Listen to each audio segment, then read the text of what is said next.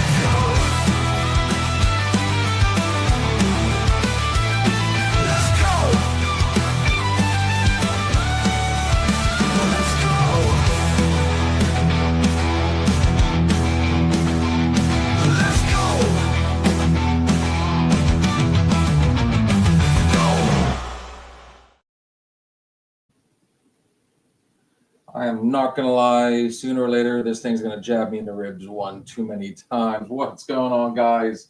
Welcome to another Shots Thirsty Thursday Sports Night. You got your boy Bill here, and with me to my right, we're trying some new seating at the bar. My good friend, best friend, hetero life mate, with his John Deere Carhartt. Looks very slimming on you, sir. I am slim. In the pants. You got Steve here since he's Steve Schwarbaum. Oh, Steve Schwarbaum. and we are all about the sports tonight. Am I hungover? I'm not hungover. I don't know. I actually got up pretty decent.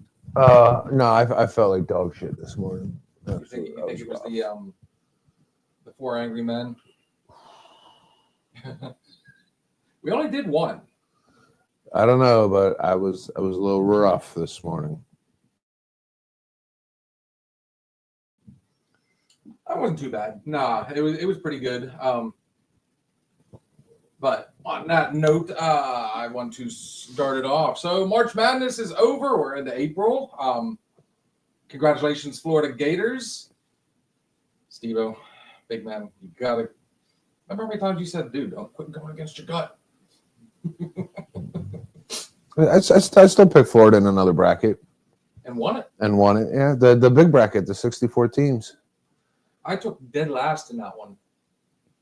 Yeah. I don't think I broke 600. Oh, no, I broke 640. Yeah, I wasn't. It's amazing what happens when you start actually paying attention. Yeah, no, the Sweet 16 was a lot of heavy favorites. Did not That game disapprove. That game did not disappoint at all. No, it was damn good. The whole Final Four was anybody's, but I think Auburn was more like a 4 seed when it came to playing those other teams. All the other games were down to the wire. I got to give my hats off to Florida, dude. I mean, they were behind that entire game, and at the very end, it was kind of reminiscent of the Final Four the weekend prior. Of the Duke Houston, yeah. So it wasn't bad. I thought it was, Then of course I made sure I turned it on out here so I could watch it and not. I wasn't exactly quiet. Right. Of course, you and I have had some games out here to see how they go, and yeah. Any good news on your end? Any big news? Not really. I mean, baseball's finally starting to kick off, but it's been disappointing so far as competitiveness. A lot of blowouts. So far. A lot of teams unable to get runners across the plate. The Yankees disappoint, and the Mets are doing what the Mets always do: suck.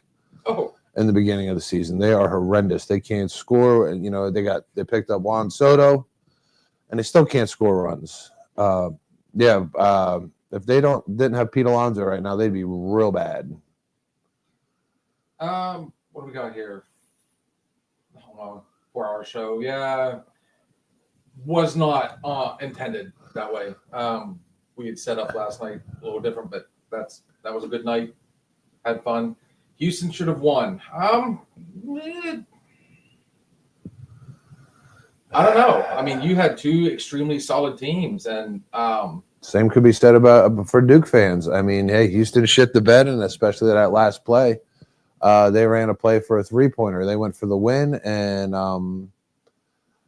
the guard butchered it. He went up for the jump shot, came down, wasn't able to touch the ball. That was a weird. Yeah, it would have been a self pass or a carry. I was trying to figure out what the hell was going on there. The way the way they were talking, I thought, okay, wait a minute. So he took a pass, or was it a shot that came back to him, or he was going to take the shot, and then he realized it was going to get thrown into the bleachers. So he put it down, dribbled it, so he wouldn't travel. But then he couldn't touch it, and then that sealed the deal. Florida fell on it and held it. And yep, that was I'm it. kind of surprised he held onto it like that, because if they'd gone over there, that'd have been a jump ball. Potentially, but I mean, there was no time. They had time. The coach made the choice. They went for the 3 instead of the tie, and it backfired. Yeah, hell of a way to end that game, though. So rest in peace, Houston, Duke, and Auburn. Here's next year. Ooh. Now, the thing about it is, now that we got the transfer portal, it's not just in football, but it's also in basketball. So you're going to see a lot more of these teams that are in the dance of Sweet 16. They're going to be here to stay for a while, because all these smaller teams that have the really good players, they're going to go to these bigger schools because they just jump right in the transfer portal. I mean, you're going to see Florida again next year, Duke, Houston, Auburn, all these teams. They're going to keep coming back in the tournament because that's what the transfer portal does. Kids are going to jump ship on a subpar team, and they're going to go join a team that's competitive for the championship. I like the March Madness. I love the dance, mainly because, I mean, I like to see who's that small school that could. There really wasn't one on this one. I mean, Robert Morris, which is one of our locals, they got in on, what was that? I guess technicality, so to say. They won their conference, so they kind of got in their spot. Over Duquesne. Yeah, a weaker conference, but if you win your conference, you automatically get a bid into the dance. So, I mean, it was kind of cool to see them. That's how Colorado got in there. Who was the who knocked off McNeese? They potentially looked like they were going to be the but that just goes to show that was a team that 100% looked past. You got to remember that you're in a dance for a reason. I mean, you were good enough to play. I mean, there's still, can't say any given Sunday on football, but somewhat of an analogy. That was the only thing that was kind of disappointing about the whole thing was it looked like there was going to be a Cinderella, and then, I mean, you can't say a story when you go out the very next game. Yeah. So, Nider, what? Pittsburgh, something too. Pittsburgh, muscle. It's strong. The Pirates are not strong this year. Are they bad? They did win a few games. What are the MLB standings looking like right now? They're not as expected, as everybody preseason side, but I mean it's just a small sample size right now. But the more and more I watch baseball, there's really not a really weak lineup anywhere except for the White Sox and the Marlins. But the Marlins are still managing to beat teams like the Mets. Baseball's highly, highly unpredictable right now. Dodgers lost to the Nationals. Dodgers couldn't score runs. Freddie Freeman's still hurt because Freddie Freeman, he hurt himself pregame in the shower. He got hurt in the shower. Hasn't been back since. You know, we've heard about that before of people like pre-game warm-ups, their pre-fight celebration, hurting them. Yankees are in first.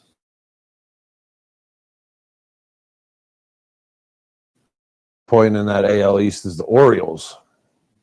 With all the young talent they have, but they lack pitching, and they actually lead MLB in double plays. I think they have 18 so far this season. That's a lot of double plays. That accounts for 36 outs. Yeah. I'm looking at some of these standings, and it's the top teams are kind of I'm a little surprised at Houston down there in third. They can't score, and they lost some players. Kyle Tucker is gone, and that's really hurting them. I mean, a lot of these teams are starting to fizzle out. As they were repeats every year. These recent champions, they're starting to fizzle out. People just don't get the picture yet. No, the Pirates are not strong this year, not at all. I love my Pirates, but they're not strong. So I think what she's trying to say is they're not strong. And they need more weight room. Some more protein, creatine. Yeah. You gotta be careful though. It's crazy. There's over-the-counter stuff that will show a false positive. So it's really hard to go out there. You can't exactly go to GNC and just pull off the shelf anymore. And that whole thing always kind of interested me, the whole performance enhancing, because technically, anytime like when you're working out, protein, that's a performance enhancer. It's supposed to help you build. Creatine. What else is out there? All those different D-ball. Yeah. Then there's that, what is it? Trying to think of it, the GNC thing that's supposed to help your libido as well. The Big Hurt.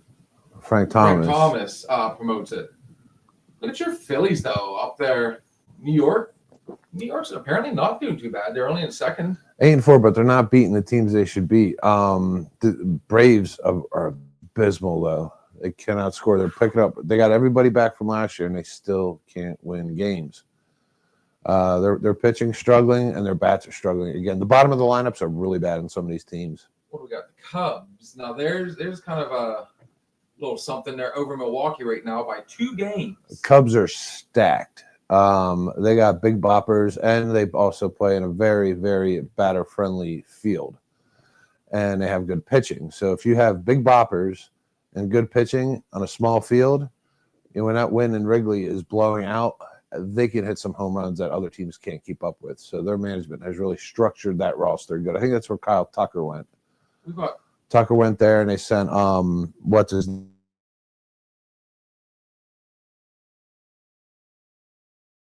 What do we got? Pirates are 12th in the National League from our boy Blue. They're not good. What? They're 12th overall. They're not Wow. good. Yeah, 5-8. Granted, they did have a couple hard. They had a series against the Yankees, but they're going to get their asses whooped when they're playing some of these juggernauts that are putting up 8-9 runs a game, like the Diamondbacks, Philly, Dodgers. Chicago, They're going to. I'm surprised the Diamondbacks are that low. Good lord, they're scoring 7-8 runs a game, and they're still not coming away with the wins. It looks like the best team in the MLB, from what I've seen, is the Padres. They also just came off a series where they played the Oakland and the Athletics in their small AAA stadium up in Sacramento. Fernando Tatis did get hurt, but he should return.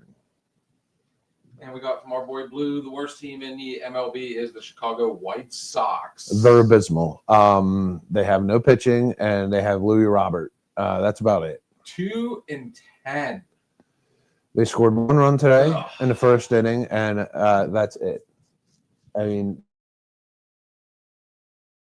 they're bad. Their pitching's bad. I could see them trade Robert away for some picks or something like that, or I don't know, popcorn. because they just suck. Gavin Sheets, they still have Gavin Sheets. I think he's all right. I mean, even though we're last in our division, I mean, it's not that big of a spread, really. But again, we are early in the season. We got Chicago ahead of us, Milwaukee, St. Louis, Cincinnati, who's played one more game than St. Louis. Cincinnati's good. Cincinnati's good, and they have the Great American Small Park, the smallest park in MLB, and they got a bunch of guys that steal bases. They made some trades for some pitching, and it's been all right for them. They're not going to be so bad this year. So far this year, who is the hot bat? Like who's that guy that's really I'm not hearing a whole bunch. Really? Well, Ohtani started off strong. Everybody's on the Shohei Ohtani train. Mookie Betts was hot. Freddie Freeman was hot. It's like the top three for the Dodgers. Aaron Judge, he's probably your hottest bat right now. That night we went into the VFW last Friday is when they had the Pirates Yankees on. I happened to be standing at the bar when Aaron Judge came up and cracked a home run. I think it was like the first or second pitch. The dude put it like right in the sweet spot. He's a monster. He either hits home runs or he strikes out, and he's having a real hard time hitting with players in scoring position.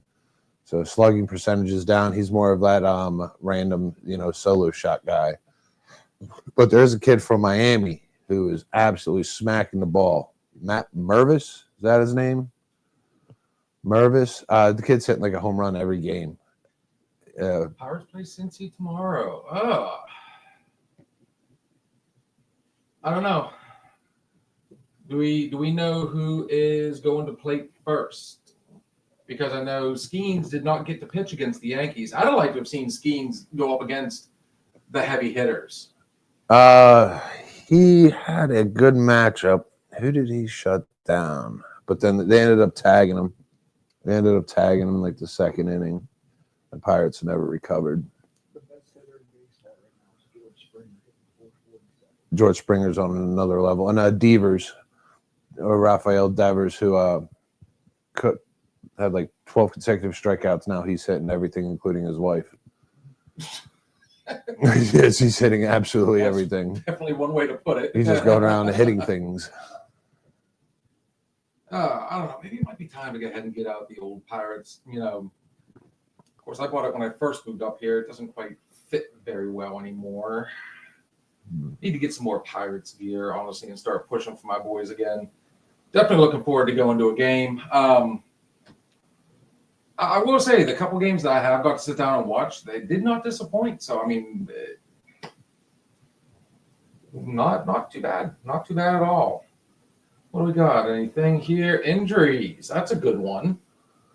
Yeah, Spencer Strider, Pablo Lopez, Justin Steele, Wyatt Langford. And then the Padres.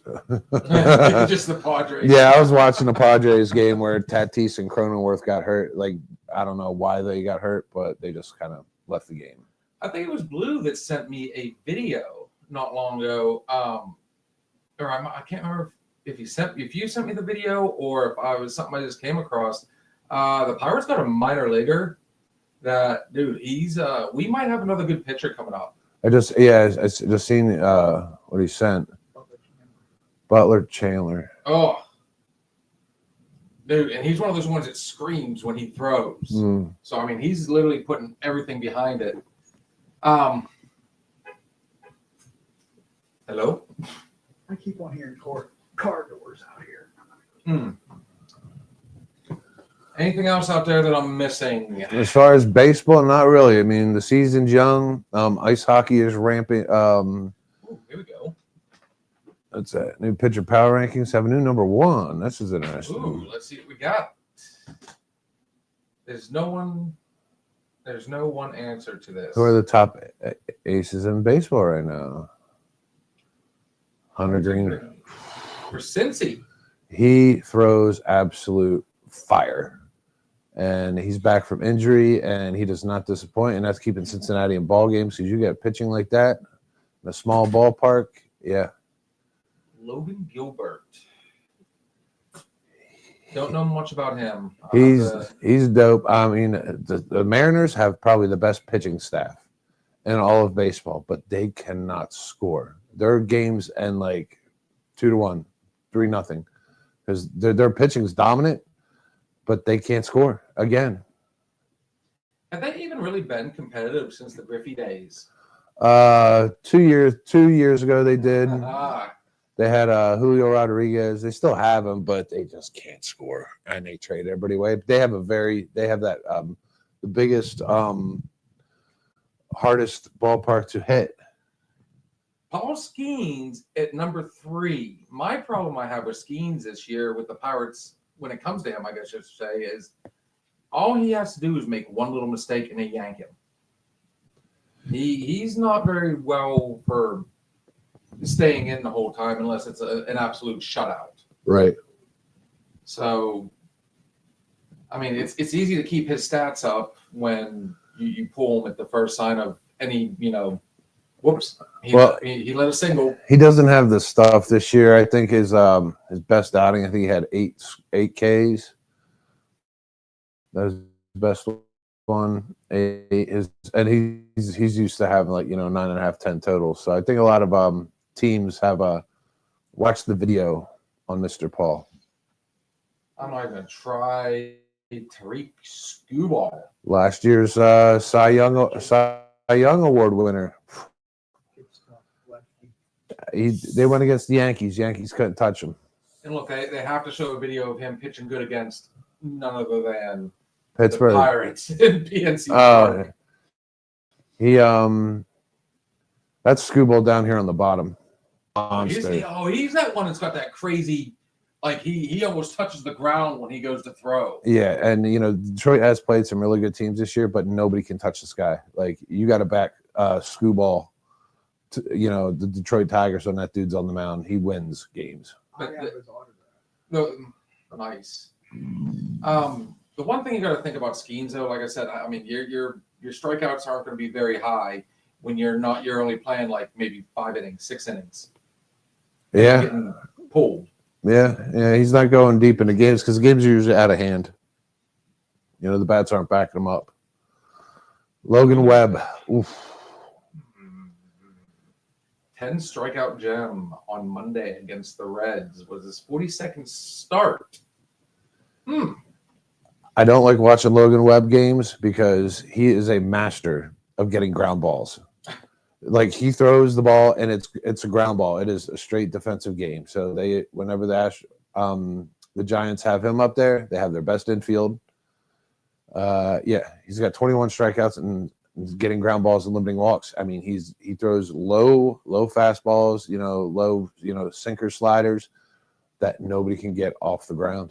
It is just straight into the dirt. Everybody look at their phone. I don't even have that notification. Yeah. All right, I know I have nothing on this guy. What do we got, Steve? Framber Valdez. He's a monster. He's a very, very big man that throws very, very hard. He's very intimidating to look at. And if he's throwing something at you, I mean, that's scary. I think he just throws heat. He throws extreme heat, and he likes to paint the corners, and he likes to throw the inside stuff that really jams up batters and gets ground balls and strikeouts. I miss that scruffy, that water chaw out of their mouth, or whatever. Bring back the grip.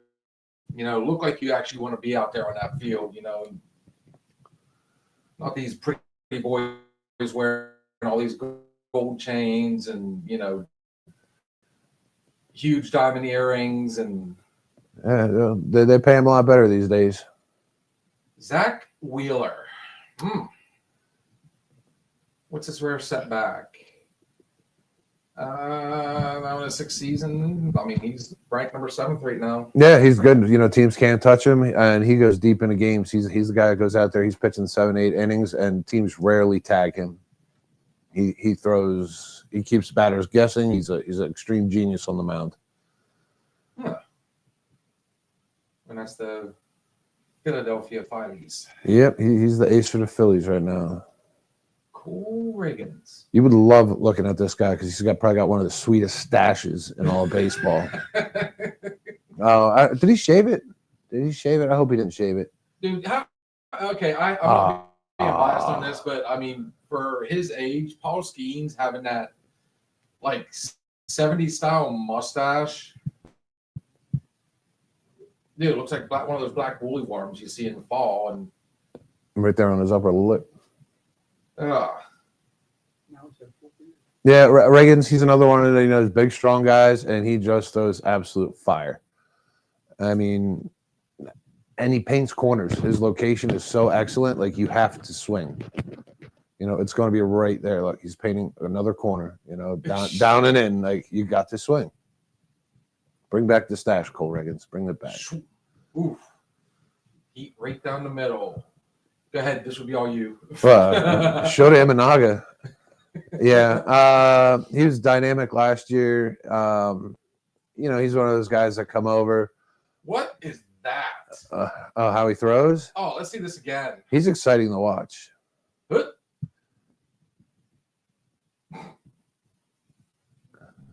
So he brings it up, brings the leg up, stops. Oh. Yeah, he's got nasty stuff. Like you'll see his balls. They dive right before they get to the plate. I mean, they look like they're coming across, and they just. I mean, he's nasty. He's nasty. He's another one of those guys that can just keep you guessing.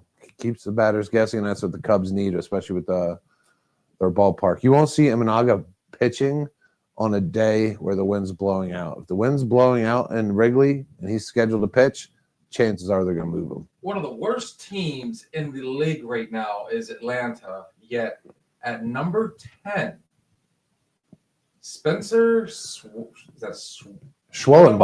Schwellenbach. Das Boot. Yeah, he's actually pitching tonight against the Phillies. He just gave up a yard bomb to Schwarbaum to Kyle. He's another interesting pitcher. I mean, the Braves will have a better chance, once they get Strider back in there. Braves could make another late run, but they're off to a horrific start, and they're relying on this young kid right now, and he's going to have to go here and beat some of the teams that they're playing in the East, like the Phillies, before they get too far behind. And here we go. That was at the top 10 and just missed the cut. Garrett Crotchet.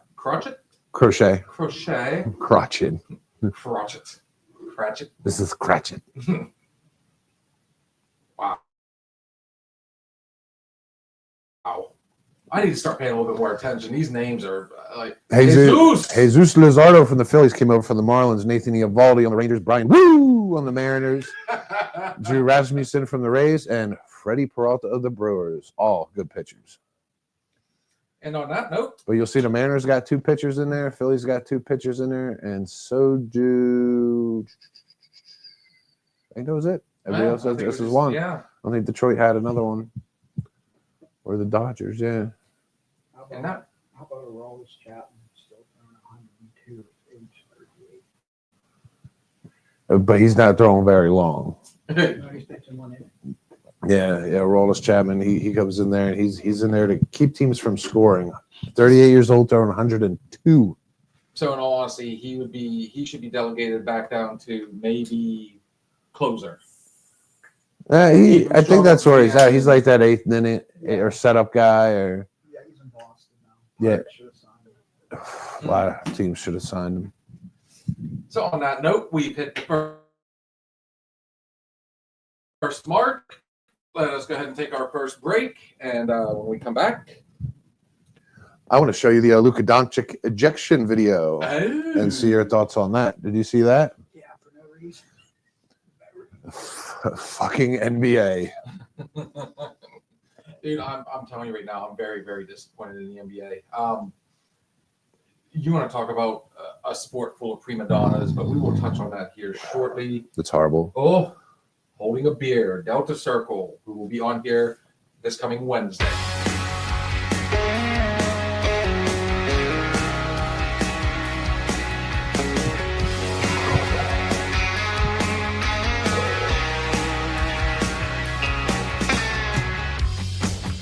I lost myself today.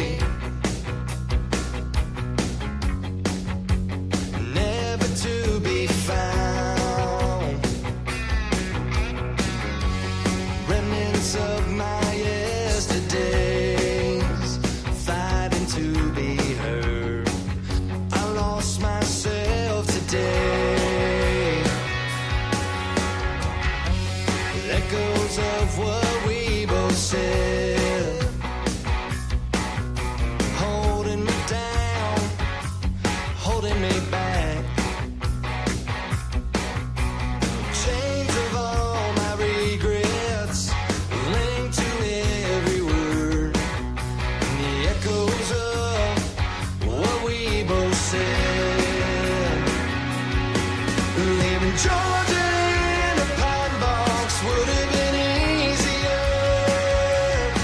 Instead I'm watching the sunset on the end of this pier, knowing that he's holding you tonight while I'm holding a beer.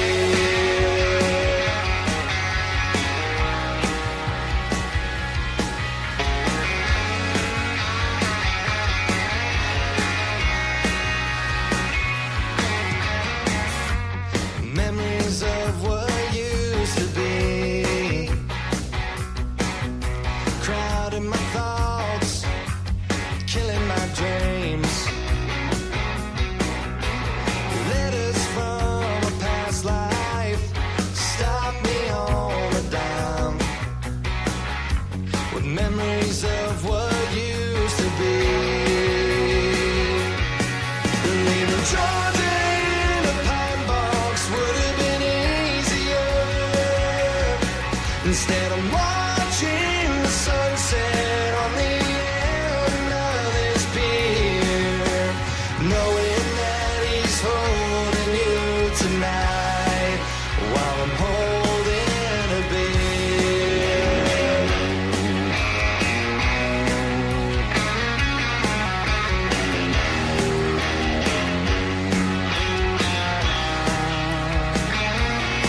Leaving Georgia in a pine box would have been easier. Instead I'm watching the sunset on the end of this pier, knowing that he's holding you tonight while I'm holding a beer.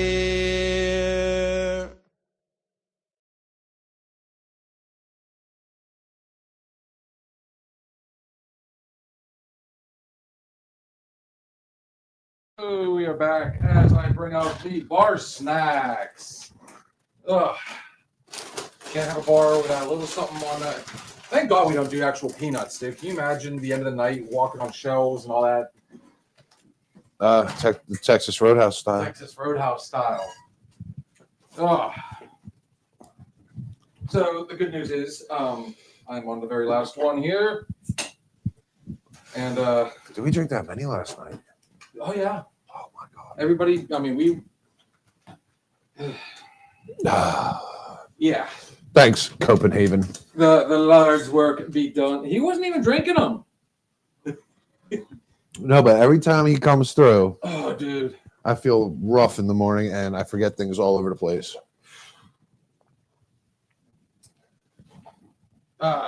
Thanks for the shout out there a little while ago. By the way, I will be looking into that tomorrow. And on a side note, I now have the number for the hiring manager at H&K. And they're supposed to have me on the list for an interview. So hopefully You just made the list. I just made the list. All right. So we got to get, I guess.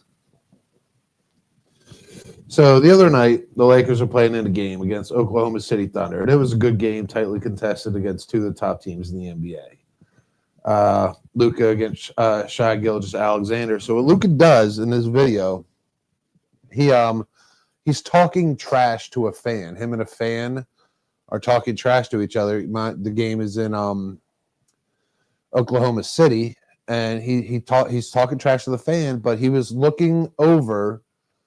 And the ref just happened to be in that direction. The ref thought he was talking trash to him, and immediately stopped play and throws Luka out of the game. It was ridiculous.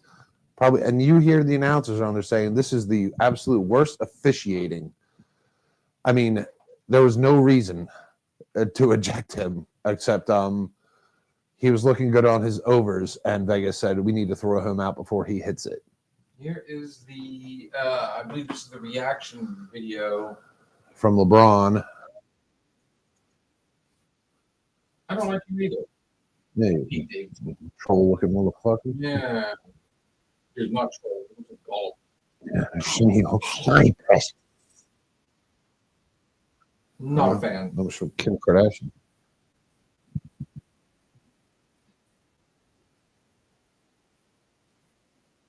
And you This was last night, It's 2 nights ago, I believe.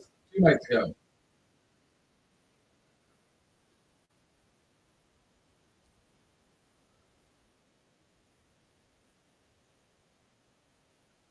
He's a monster. Lucas starts going off, and all of a sudden we throw him from the game. I liked when we had Westbrook and Westbrook, Durant, Durant. and Chris Paul with the Thunder. Now the Thunder are the best team in the NBA. Did you know this? I did not. They are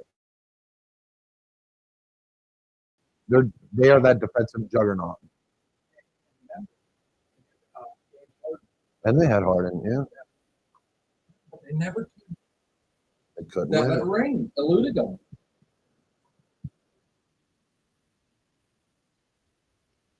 Look at him. Who's that? His overs were about to hit. Here we go. Third quarter. We're getting closer. He's the best scorer in the NBA. Hands down.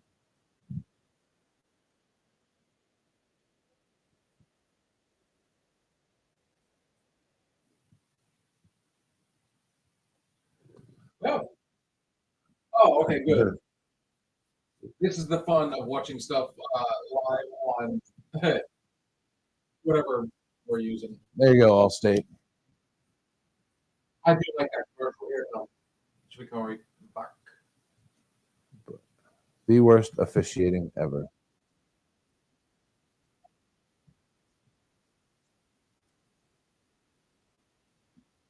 He hit.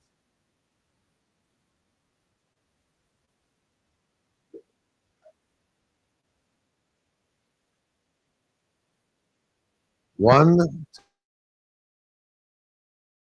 tactical and tossed him. That's part of the game. He said it was the second of the game. What was the first one? I wonder. Probably because you have Luka Doncic and LeBron are the biggest crybabies in the NBA, and now they're both on the same team.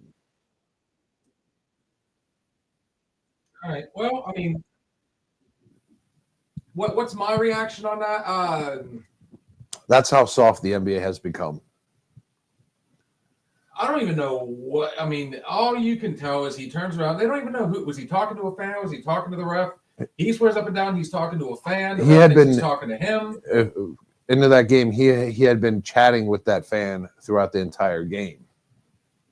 So it was not news. Chatting. Yeah, it was not. It was not news that you know, him and this fan hadn't had a conversation already, and then the ref, I mean, just tossed him.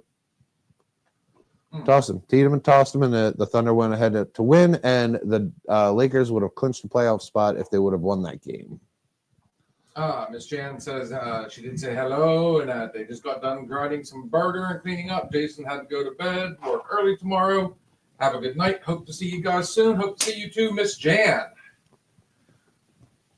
Have we seen the video where Michael Jordan tells the ref that someone fouled him and the ref didn't see it but still agrees with MJ and gives it to him? Yes, I have seen that. I have not seen that one, but It was like they gave Jordan, you know, just credit because he was Jordan.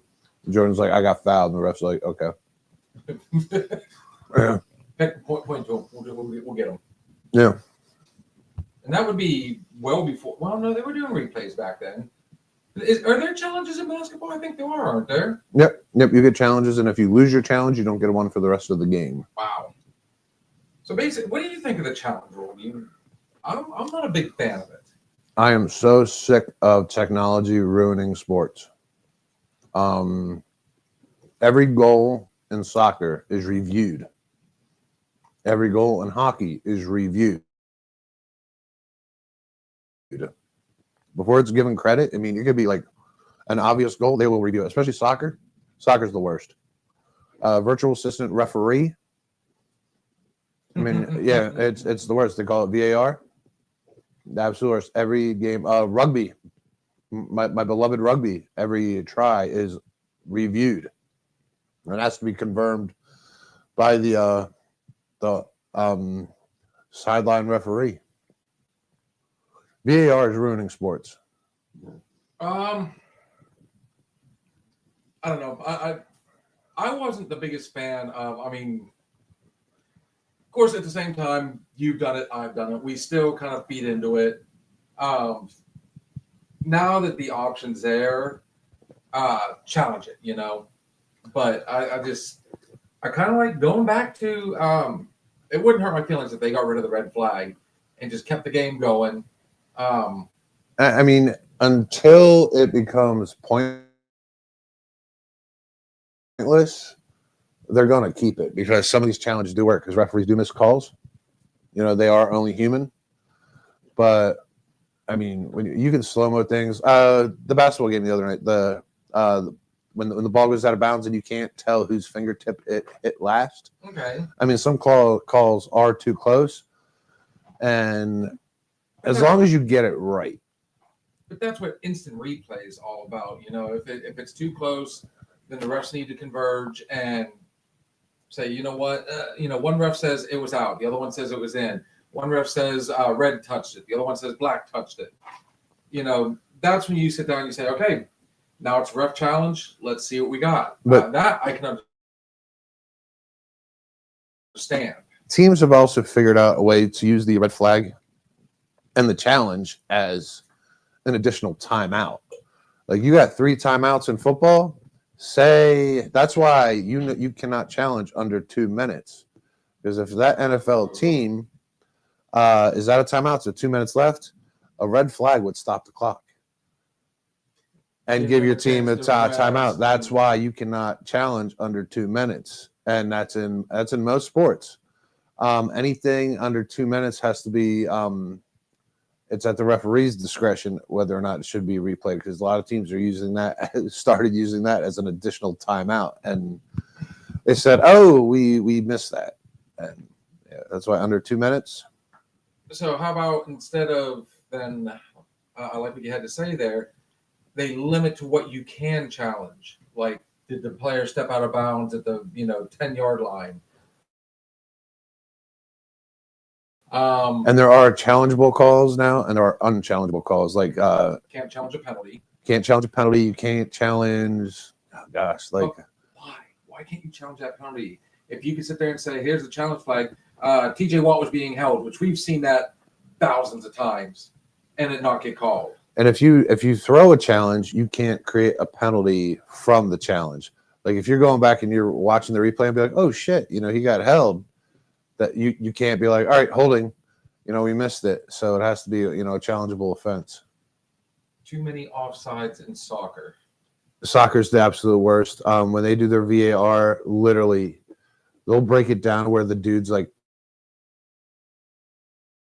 pinky or like a piece of his. I've watched games where a piece of his shorts are offsides, and apparently the computer's that good where they go ahead and they put it on a plane and they run it, and like his toe is offsides. Like, for fuck's sake, you're taking all the excitement out of the game. Like, holy toe. Oh man. Tell me you wouldn't mind going to, the O2 in London or something, and sit down. I'd love to go and see, because I guess soccer fans really get into it. Like, it's whether it be in England, London, London, sorry, England. Well, you gotta Ireland. Well, I mean, England's not a huge country. And they have the best soccer players, arguably some of the best soccer players in the world, and they're kind of all bunched in together. And talk about a rivalry. England's probably the size of Easy. I don't know. We'll say like comparison. Yeah, I mean, like to one of our states. But imagine putting an entire countries and the world follows English soccer as well. And you're putting on same thing with Germany. That's why it's so big, because it's like putting the Eagles, the Steelers, the Patriots. You're putting you're putting like 10 teams in Texas and fighting for Texas. You know what I mean? That's what it's like, and that's why it's so huge. Because I mean, your neighbor, is your rival. They're playing for Arsenal or Manchester City, Manchester United. That's why we just had the Manchester Derby last week. It was United versus City. I mean, those games are huge. Yes. I have a question. Is it still soccer over there, or is it football? It's football. It's football. It's football, and they don't play on a field. They play on a pitch. Oh. They play on a pitch, and they don't kick the ball out of bounds.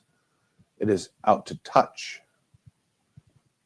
You make me want to sit down and watch it again. Watch Ted Lasso if you have any interest in soccer. You watch Ted Lasso. It is on Apple TV. It is hilarious, and actually made the soccer enjoyable. I went to an MU game back in 2021. This is from GQ, and it was amazing. Manchester United, yeah, especially in 2021 when they were good. I think they had Jude Bellingham then. Yeah, they are starting to play. They're bringing soccer now. They're bringing soccer games over here. They're bringing players over here. They brought Lionel Messi down to Miami. He plays for what's his name? David Beckham. He bought Miami, and he brought in Messi. And you're starting to see a lot more European players, especially of such prominence, coming over here, and they're starting to bring soccer over to America.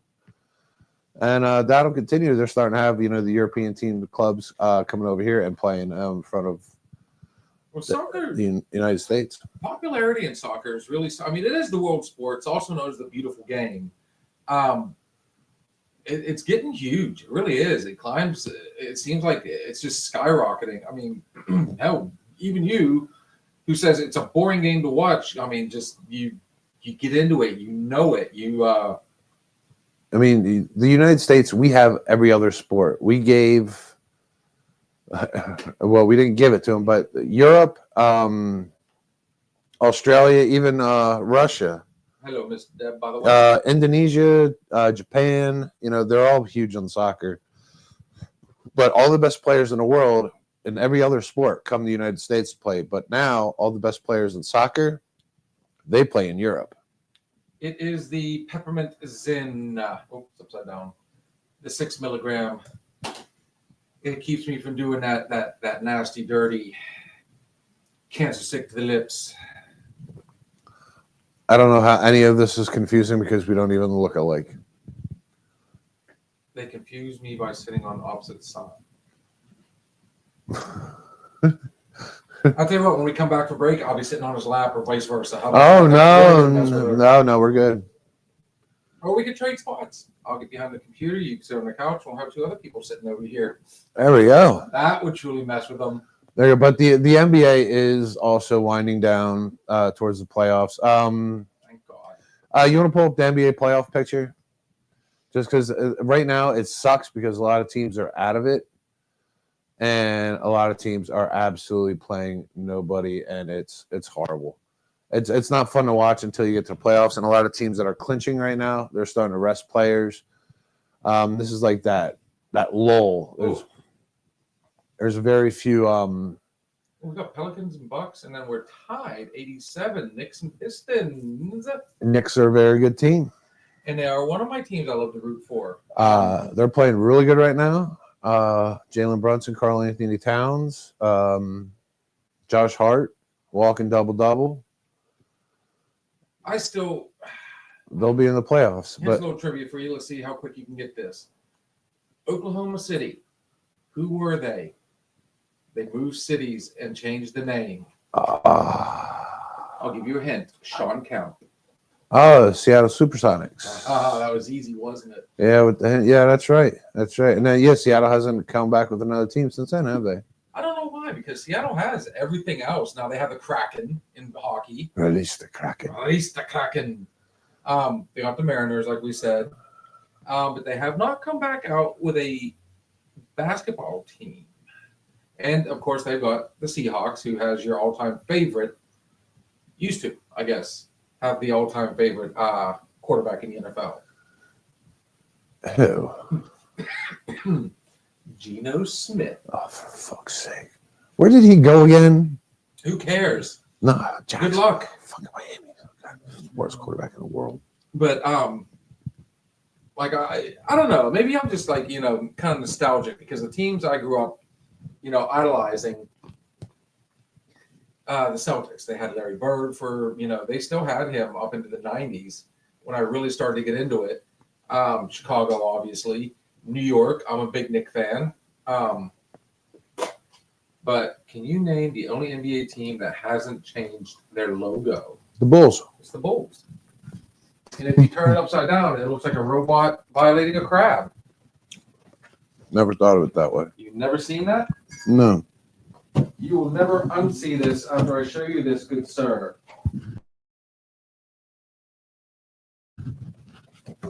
So allow me, because he's going to need this phone.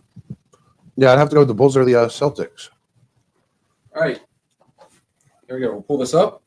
Now, what do you see? Bull. All right. Let's take it and turn it upside down. A robot fucking a crab?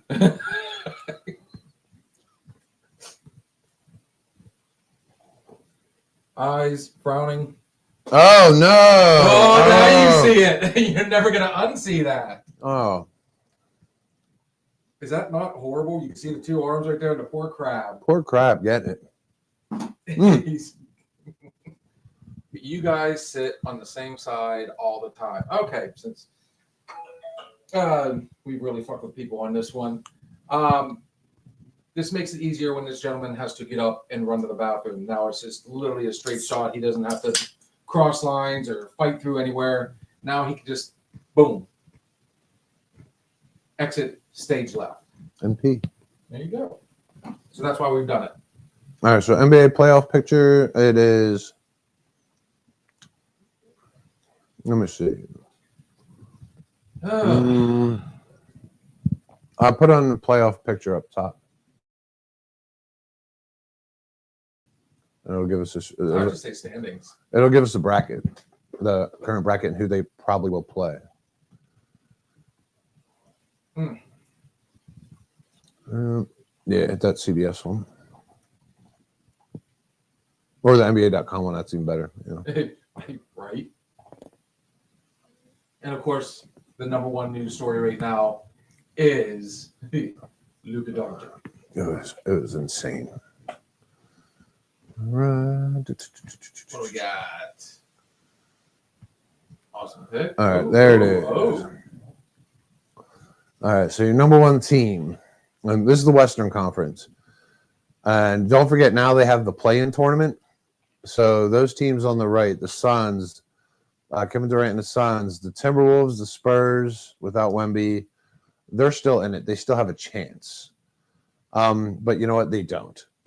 Well, no, the ones with the O's don't. All right, they're out. Oh, wow. The Suns are out. The Trailblazers are out. The Spurs, Pelicans, and Jazz. And those teams are actually, they're doing really bad right now. They've rested all their actual guys that they pay. The Jazz are missing Karl Malone and John Stockton. Yeah. So, I mean, so your X's up there, they clinched a playoff berth. The Oklahoma City Thunder, 66-14. That is how good they are. And, you know, they have guys you probably never heard of. Jalen Williams, Jason Williams, Shai Gilgeous-Alexander, Lou Dort. No. This team is 66-14. Chet Holmgren. Yeah. Isaiah Hartenstein. No. This team is 66-14. Their defense is unstoppable. Houston Rockets, 52-28. Do you know anybody from the Houston Rockets? I do not. I'm going to be honest. I mean, it's hard for me to keep up with basketball right now. It's as hard as I try to. I want to. LeBron ruins it for me. It all takes that one player. I have zero interest in the NBA right now until the playoffs. But your Lakers will make the playoffs. They've clinched. Oklahoma City. Denver Nuggets. Houston. And that's the LA Clippers there in 5. That's their logo, the new Clippers logo. And then Grizzlies. with Ja Morant. And then you're playing tournament. You got the Warriors with Curry, the Timberwolves with Anthony Edwards, the Kings with Domantas Sabonis, and then the Mavericks somehow are still there, and they picked up Anthony Davis and Klay Thompson. Whatever happened to Jimmy Butler? Is he still out there somewhere? He went to the Golden State Warriors. They traded him for Andrew Wiggins, and Wiggins went to the Heat. See, that's the thing about Chicago. And it's been a resurgence. Every time they get a decent player, they're kind of like the Pirates now. They don't want to pay him. They want to get rid of him. Now, I can understand when it came to Jalen Rose. Yes. He, once he injured his knee, very injury prone after that, and he did not come back from injury the same player. No. So for him to, them to get rid of him, Jimmy Butler though, that's been a minute since they've done that, and to me, why not? I'd have kept him, and why didn't you try and build around a player like that? In Philly? No, in Chicago. Oh, Butler? Yeah. Because they went to Zach LaVine route. They went the Kobe White route. They went to DeMar DeRozan route. Which is not their number. Yeah, none of them are. None of them are. Zach LaVine went to the Kings. The Bulls traded everybody. I mean, The Bulls traded everybody. It looked like they were trying to build a team, and this was, help me with the date on this one. You had Jimmy Butler, Joakim Noah from Florida. At one, I think Jalen Rose did play there when Jimmy Butler was, It was Derrick Rose. Derrick Rose, thank you. Derrick Rose, and then they traded him away. They sent him to the Knicks, and then he kept getting hurt. I mean, as soon as you start to build on something, at least you had two people. Joakim Noah was great at Florida, but he did not transition the greatest to the NBA. No, he was solid, but he wasn't the star that he was in college. So, what team out of the NBA right now, in your opinion, could definitely use another good shakeup and is actually kind of primed for it? All right, slide that over again there, please. A good shakeup. I'll tell you what happened to the Spurs this year was absolutely heartbreaking with Wembanyama. And they picked up De'Aaron Fox, and they both get hurt at the same time. Like, they make this massive move. They were competitive. The Spurs are going to have a shakeup because you know what? They started tanking after those guys got hurt. When you tank, you get better picks. They got the money, and they have a great coach in Popovich.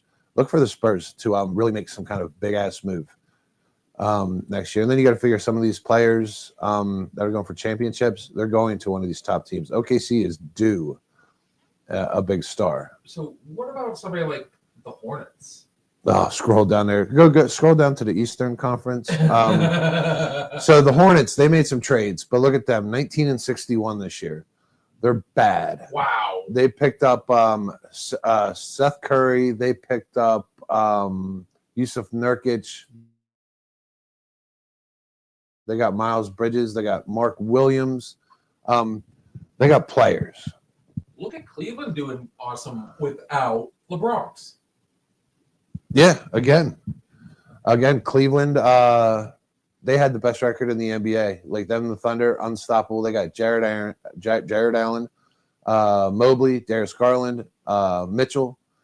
And they got their deep team with good quality players. I mean, and the Celtics can't catch them. We're so late in the season right now. These teams, they're cemented in. So your sleeper teams right now are the Orlando Magic at 40-40. The Hawks, the Bulls are still there. And then the Miami Heat. But everybody else is absolutely dog shit. Dude, we were talking about the 76ers at the beginning of the season, and remember, little brother even went to see them play over in Philly. They took on the Knicks. And if I remember correctly, I think they actually beat the Knicks that night.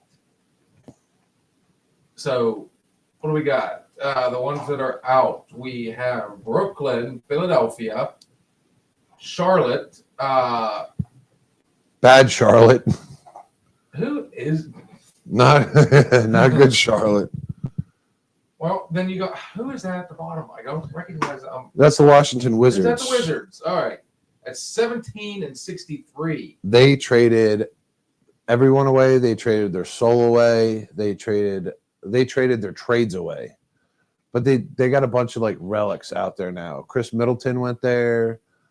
Oh, good Lord, who else went there? But they got rid of Kuzma, sent Kuzma to the Bucks. Like they gave up. The Hornets are a team that I think with behind LaMelo Ball, I think they're a fun team to watch. They beat the teams they shouldn't. They're those teams. They show up and they win Super Bowls. The only team that is not clinched a spot yet, that is still in the hunt, that's would actually complete, It's again, I'm looking nostalgic. You got, I just said two of my favorite teams, two of the teams I watch. Right. Fans are at number 2 and number 3 right now, and that's the Celtics and the Knicks right behind them. And if you were to bring Chicago over there, dude, I just filled the cup. Do you, out of those 4 teams though, who's got the best chance? Philly. Definitely Philly. Embiid played maybe 15 games this year. He was, the MVP 2 years ago. They got Tyrese Maxey, Paul George.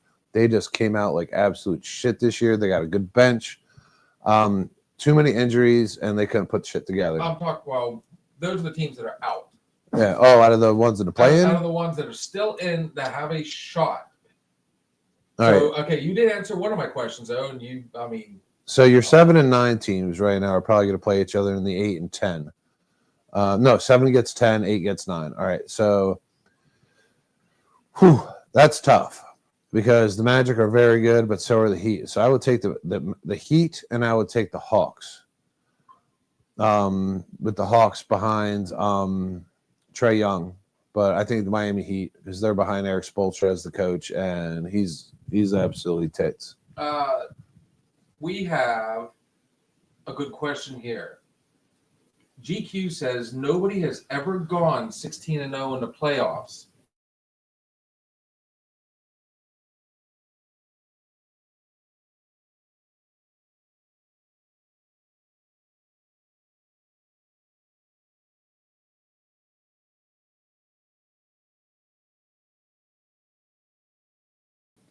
Which playoffs? In the NBA? In the NBA.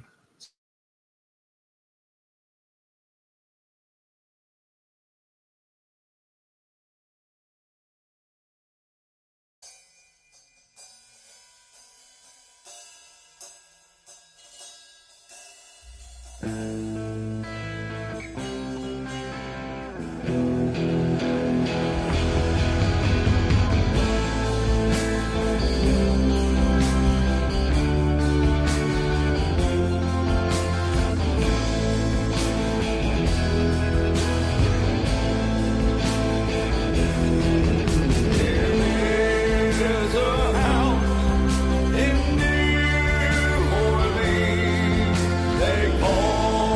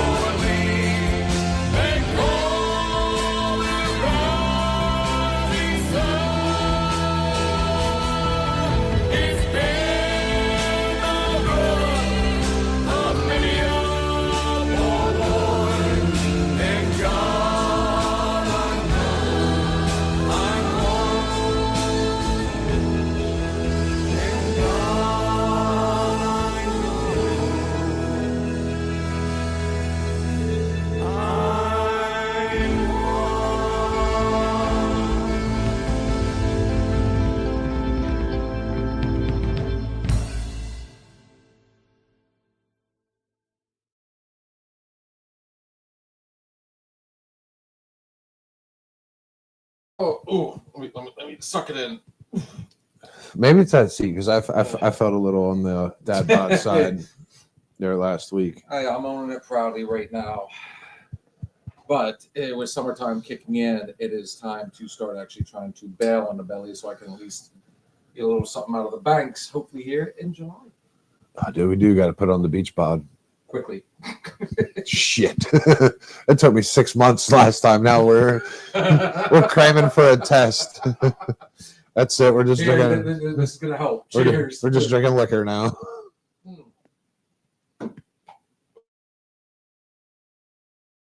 All right. So before we left, there was a question. Nobody has ever gone 16-0 in the NBA playoffs. Who has gotten the closest?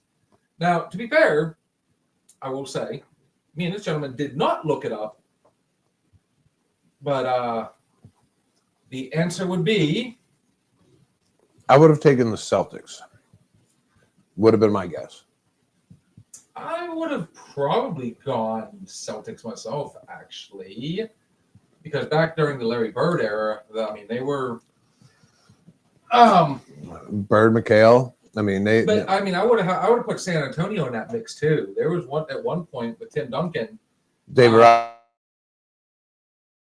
Robinson They were- and Avery Johnson. Ginobili. Manu Ginobili.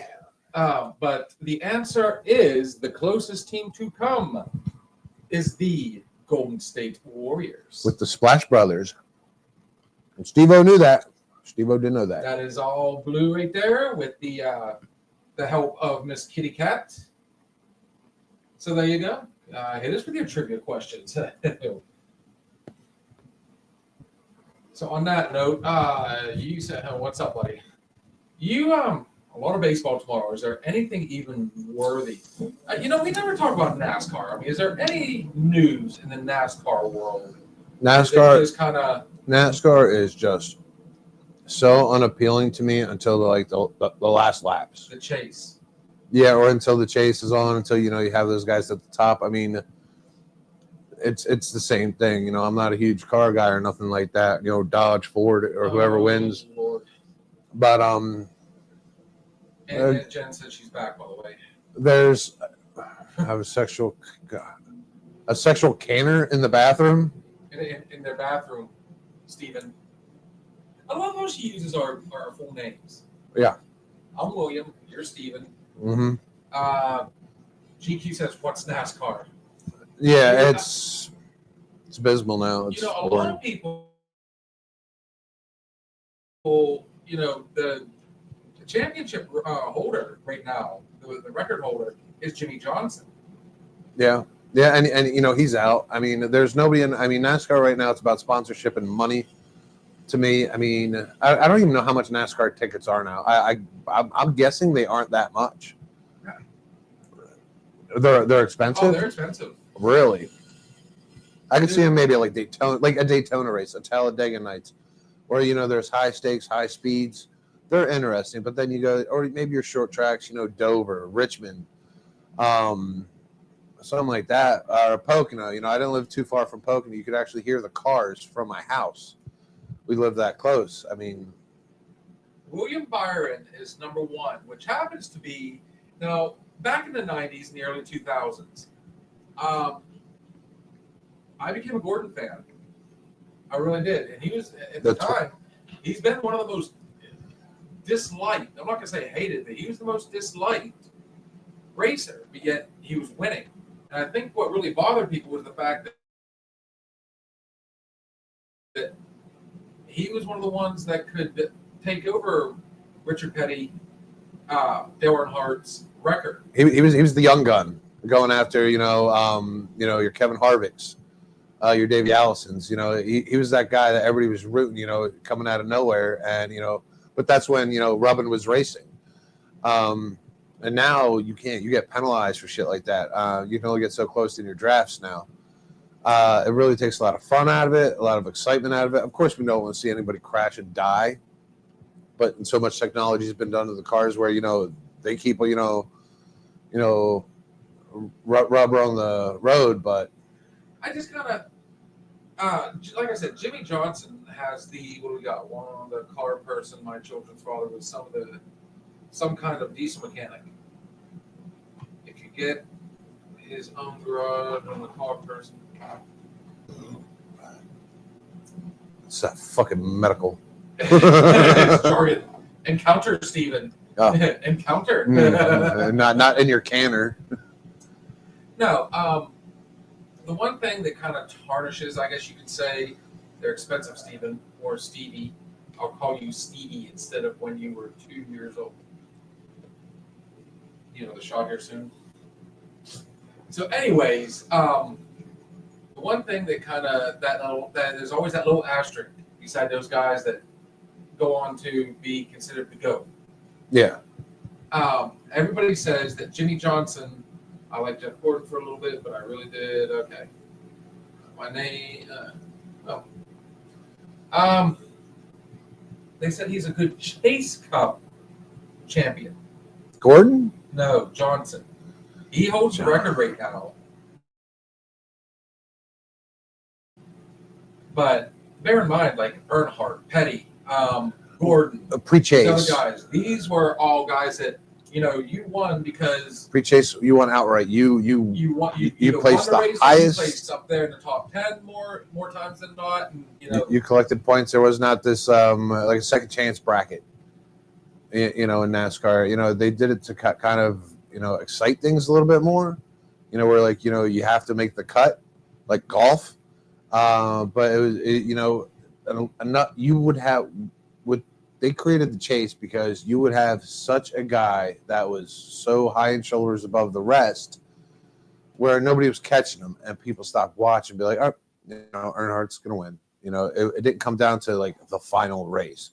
So now with the chase, now it comes down to the final race. I thought it was more exciting beforehand. Like, I mean, you actually had to work at it. You had to actually, you had your top guys, but I mean, if your team's not cutting it, as the old Trumpster would say, you fire them and move on. Again, it comes down to money because all of a sudden, that's not bad. $177. That's for Bristol. What's a grandstand? Grandstand's probably where the money is. And Bristol's a short track. Thank God somebody told me that they're going back to they went to a dirt track. They turned the whole track into a dirt track. Danica Patrick and Jennifer, Aaron Rodgers' ex-girlfriend. She got out there for a little while and brought in some entertainment, but you know what? She just got smoked. She was 175. It wasn't that she was like not a good racer. It's just she was It's a lot. She was kind of like a food package though. She was like Dale Jr. And the only reason he was famous and got all the endorsements because of the name. This is the Intimidator's son. So I didn't know about Danica Patrick till I seen her on a commercial. I'm like, oh, who's this babe? They're like, oh, she races NASCAR. I'm like, oh, I gotta watch. I mean, you have to be good to make NASCAR, but at the same time, I think it was the reason she was so popular is because you had the very first woman NASCAR driver, And she was gorgeous. and she was gorgeous to boot. I mean, Now, if you put like, I don't know, yes, Blue came up with a good one. The funny car race, funny cars Force Girl was good. Yes, John Force's daughter raced. yeah. Now, I tell you what, one of my favorite things to do when I lived down in Tennessee, and I kind of fell out of it for a while, was go to the local, I think it was a quarter mile. And on Friday nights, it used to be that's what the racers would use to time trial and everything. And then it just kind of opened up to the public. So GQ says Jeff Gordon, and Aunt Jen says hi Cat, hi Blue. So In my opinion, about how many cars are in a NASCAR race? I think they start with like 30, something like that. I think it's 32. Around there. So what I would watch would be, every state goes ahead and puts every person over the age of 18, like a 50-50. You put all their names in a hat and every state picks a name. That person gets a race car. And then you take all 50 states, that winner, and you put them on a fucking racetrack on Sunday. Oh, Oh, and send them. Every licensed Oh. driver called the Great State Race. you know what? I wouldn't even just do the Great State Race. I would literally do. I mean, you could do that for NASCAR as a whole. Like, all right, Honestly, a giant a company like Ford that can probably spare 52 Mustangs.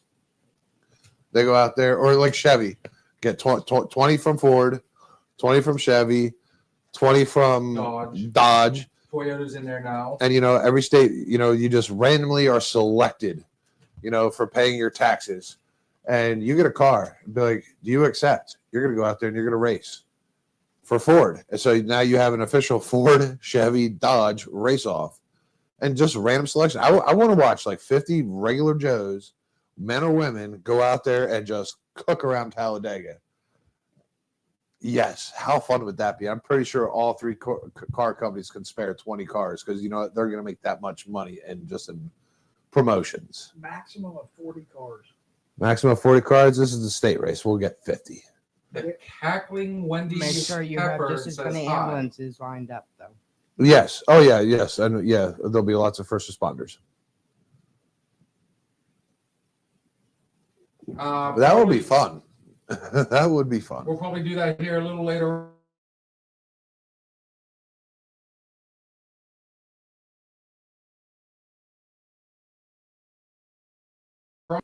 The cackling Wendy says hi. Oh. Yes. Wendy Heifer.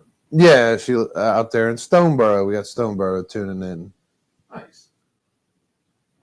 And we've got Aunt Jen. What do we got? Stevie. Stevie, I'm so fucking Stevie now.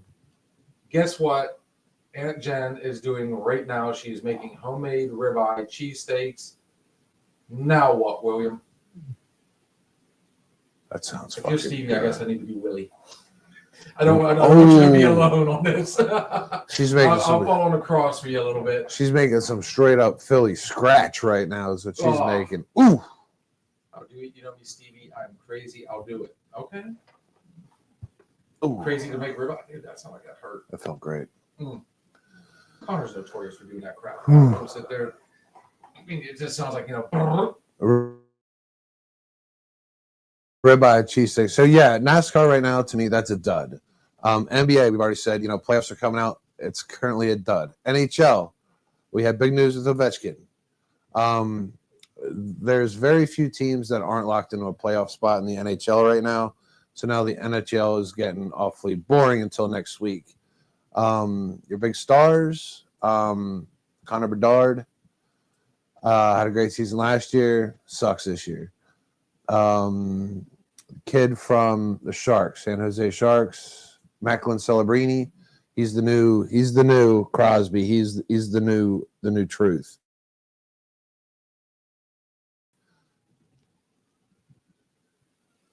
That's it.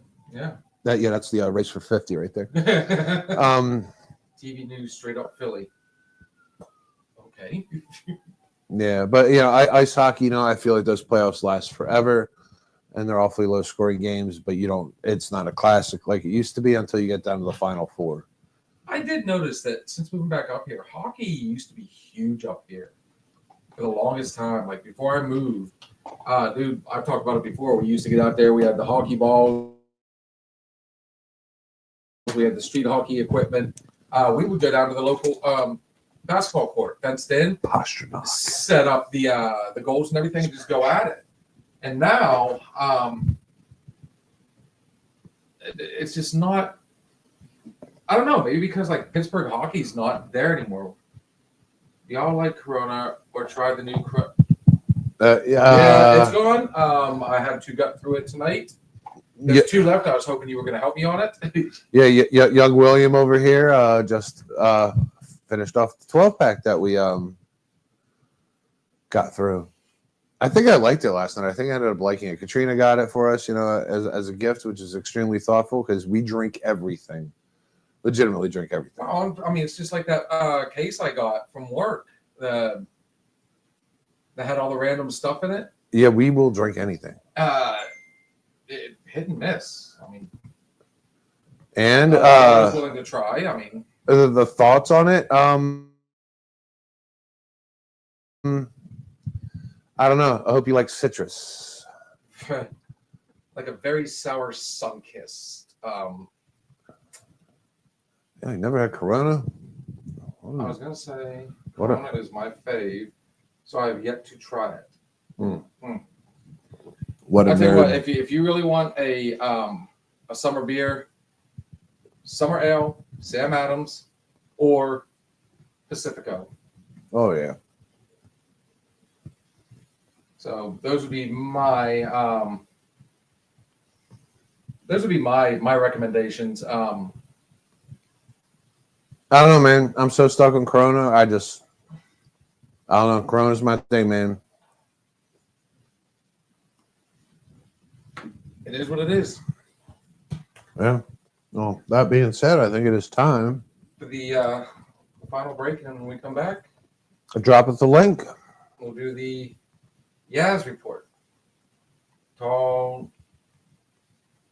What we got? Paul need music slightly Paul playing need in the music. background. Oh, I think it's y'all need music slightly playing in the background. That's why I'm chewing nuts. You know, here's a thought for you. I was joking with these guys a little while ago. We don't exactly have a sink to wash our hands, and then we go out and we sit down and we share a bowl. Oh, so I'm Pretzel.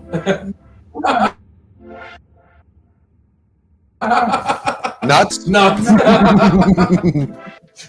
So on that note, yes, allow us to take the final break, and we'll hit the Chaz report.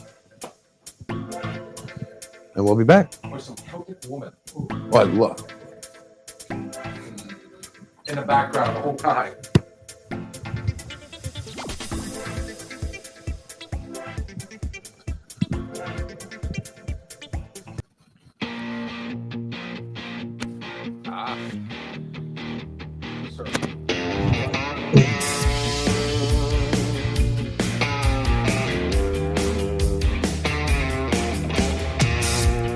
Here's to the ones working hard all week,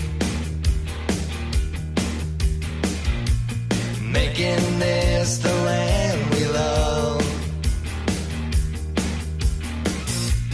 Here's to the ones behind the scenes, making this town shine like gold. We crank it up and play it loud so the whole world knows. The place we lay our heads at night, the place I learned to cuss and fight, the place where mama taught me how to pray, the place where we know y'all by name, the place where I was born and raised. Sure as hell was more than any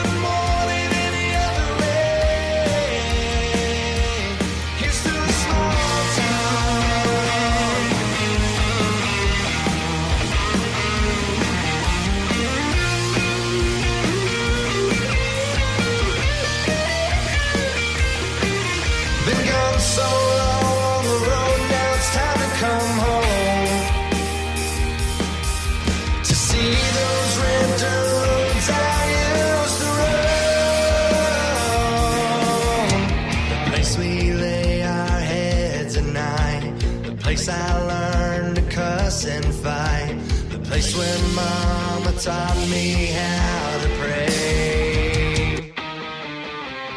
The place where we know your name. The place where I was born and raised. Sure as hell we're more than any other way. Here's to a small town. Here's to a small town.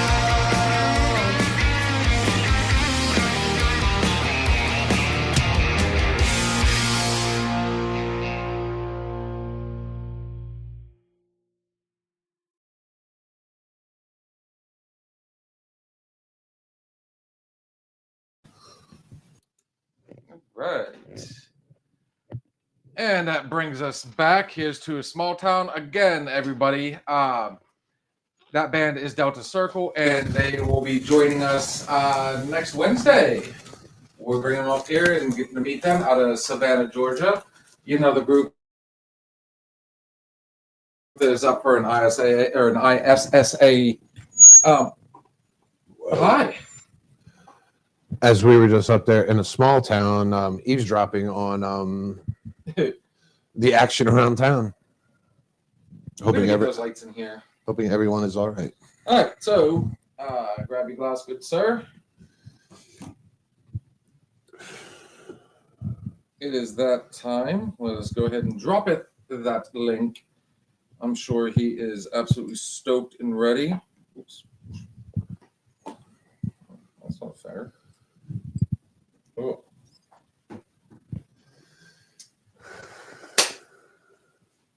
As you all know, the last 20 minutes of the night, we usually go ahead and we bring this gentleman on.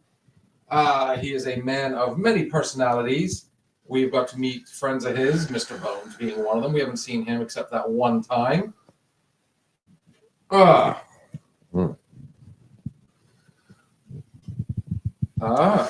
way I feel about snakes. Really? Yeah, I hate mice. I have a reason behind that too. You feed the mice to the snakes. And they both eat me. They both eat you. I'm really sure like I'm gonna die by mouse or snake. Anyways, while we wait for this gentleman, yeah, they used to have a quarter track down in Crossville. Well, they still do. And like I said, Saturday nights are when they go out there and, they do the semi-pros and the pros. But it got to where my buddy had a Dodge Neon. And it was either 93 or 94. It was cherry red, which basically was all Dodge Neon. All Dodge Neon. It was fine machine. And he would get out there and, dude, this thing was a piece of junk. I'll tell you right now. Like, there was no brakes. The brakes were, hit and miss. And then there's me one time deciding, okay, you know what? I'm going to ride with you, brother. Let's see. I want to feel what this is like. And he gets out there, and I'll tell you what, it is so nerve-wracking. Like, I mean, I will give him credit. He had it down to where he could time it because it'll go red, yellow, like 3 yellows and a green. Yeah. But it's so quick. And as long as you don't cross the line before the green, it was real. Mm. So, yeah, that's a redneck Friday night. Trust me. Good times. You're either at the track or you were at the dirt track, which is kind of like what they have here at Mercer. Dude, it pays good money to be that flagger out there. Anytime there's a wreck, they give you like $30 an hour. It's a flag? Just a flag. Like a flag. And you stand out there on the dirt. So on that note, I do see him down there. Let's cue the music. It is time, everybody, for the Chaz Report.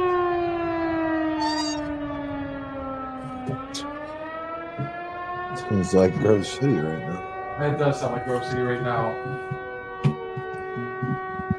He's got the manly scruff going. I don't see glasses. He looks like, he's got a one eye. And you said you asked if we were hungover, dude. You look like a little worse than us. I look like shit, dude. I slept all day. I did not get dick accomplished. It's funny. That was what if that showed up on Mike? I really didn't, dude. I didn't get. Then I started dick laughing, about and then this, there was more. we Yeah. the seats, so split across it. Oh God. Jazzmatazz. What's going on, everybody? I think it is. We've been. I think Man. it's time, brother. Hey, get it? Hey, Always did need a Guinness, shot. did Guinness World Records call y'all this morning? Did Guinness World Records call y'all this morning? Did Guinness World Records call y'all? No, what do we do? Oh, for your 4-hour marathon last night, your little 4-hour show session, breaking First time records. we've done that though. So It felt like Breaking it. records. Is it that late? What time did we finish? it was like After midnight. it was What? after midnight. No wonder I felt like shit this morning. And you Breaking got records. one. Damn, I got a mosquito bit. Oh no, that wasn't our longest one by no means. Really? Early days, I think we had a 5-hour one night, didn't we? 5.5 hour. We had a couple bangers. Oh yeah, Really? That was way back in the early days. We would have like a 4-hour banger, then we'd come back on and do Hey, a Trevor. 2-hour. Oh, dude, that was fun. Let's do it again. Oh wow, Have you guys ever? Let's Have you do guys this ever one at watched those midnight. videos? that was back when we had stamina. Have you guys ever watched those videos where the politicians will do a filibuster for like 20 plus hours? Have you ever seen those videos before? They go on nonstop, and they'll Yep. just sit and they'll just put one person in on after the other and just slam them through it. It's nonstop talking. Yeah. Crazy. Like, can't go to the restroom. You can't leave the podium. Like, you have to stay there the whole freaking time. Yeah, it's incredible. That shit I watch. It's like touch a truck. Dude.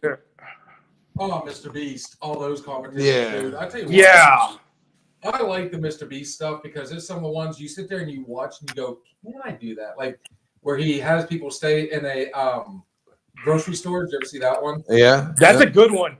I like And the that's one of my longer favorites. he stays, the more, every day he gets $10,000, but he has to give up $10,000. Was it 10,000 or something like that worth of food? Yes. So he goes through all the dog food first. And I mean, dude, Yeah, Yes. yeah, it's Right. entertaining, man. That shit is when good to he watch. built the swimming pool and then he was messing around with the forklift and he went through the side of the swimming pool, floods out the entire store. That was it for him. He was done. And he's Yeah. like, okay, I can't. The one where he tests people's integrity. Like, what would you, like? How far would you go for $1 million? Or how many people would you sell out? The Beast Games or whatever that's on Yes. Amazon. Yeah, Yes, that one. I haven't watched it, but I've heard a lot of good stuff about it. And I tell you what, it's one of from what I've heard, if you are easily pissed off at people, don't watch the Oof. show because these people are cutthroat. Yep. But then again, don't bear in mind it is TV. I go back to the famous Matt Rife getting rejected by Zendaya, and then look, there's a bunch of people going over and threatening him, and this whole fight almost broke out. And he actually did a post one time. He's one of those TikToks. He's like, "Aren't you the guy that got rejected by Zendaya?" And he's like, "Yes, and it hurt, except for the fact that it's scripted, guys. It is TV." yeah. So I'm pretty sure he will never get to go back to Wild 'N Out after that one. But No, One of the contestants had a bunch of death threats because she cheated out her team. remember that. I'll have to, She- I don't know, maybe something like Yeah. that. Sleep too. That's crazy, though, man. I mean, how far would you go for money is the question. Damn, I got How bad do I need it? I mean, what would yeah, you do? I mean, you put a bunch of homeless people in that Mr. Beast show. I'm pretty Yeah. sure it turns into the Purge. It's the bum fights all of a sudden. Yeah, Bum fights. you like it. 15 people go in, one walk out. You know what I Yep. mean? Desperation can really increase motivation. Yes. So my first question is for y'all. We could play a little up and up game. Like, how far would you go for a Klondike bar? How far would you go for what would you do for a Klondike bar? Like, Fucking love Klondike bars. I What need I to. do? Well, Yeah, how is far that- would you go? Like up the ladder. Up the ladder. I what would you drive do to the for a- store. Yeah, go buy one. I wait for Like- the ice cream now if they had those anymore. Now they do. I miss the good humor, man. I really do. So, what would you do for a Klondike bar? I'm not saying kill your family or anything, but like, what would you be willing to do, like your tops for a Klondike bar? For a regular Klondike bar Wow. with nuts. Sure, what the hell? Why not? See? Ones? I would go purchase one. Reese's ones? Or the Reese's- Oh, stop talking The dirty. Oreo ones. Oh, you guys are. Oh, sport. dude, Oreos are the shit. Keep talking dirty. So No, I would just go get a Klondike bar. just go get it. Yeah. Since I'll put the keys in the truck and I'm going to the store. Yeah. Hell, you just go to the Dollar General anymore and get them. Yeah. Yeah. If you can't find a Dollar General, then there's something wrong with you because it doesn't matter how big the town is, they have at least 4. Yeah, every town seems to have one. The Portersville Walmart is the Dollar General. I go to Dollar General every day. Do you guys have Dairy Queens in y'all's town? Oh, yeah. I'm pretty sure we could throw a baseball to one right now. Literally. Really? We're that close Okay. to a Dairy Queen from here. Okay, I didn't know. Just I give didn't you know if some y'all had scale. Dairy Queen. Right over here. I mean, Literally. Wow. Okay. So I got to know that if we're gonna talk about ice cream, I don't know why the hell ice cream just came about. Like, what is y'all's favorite blizzard?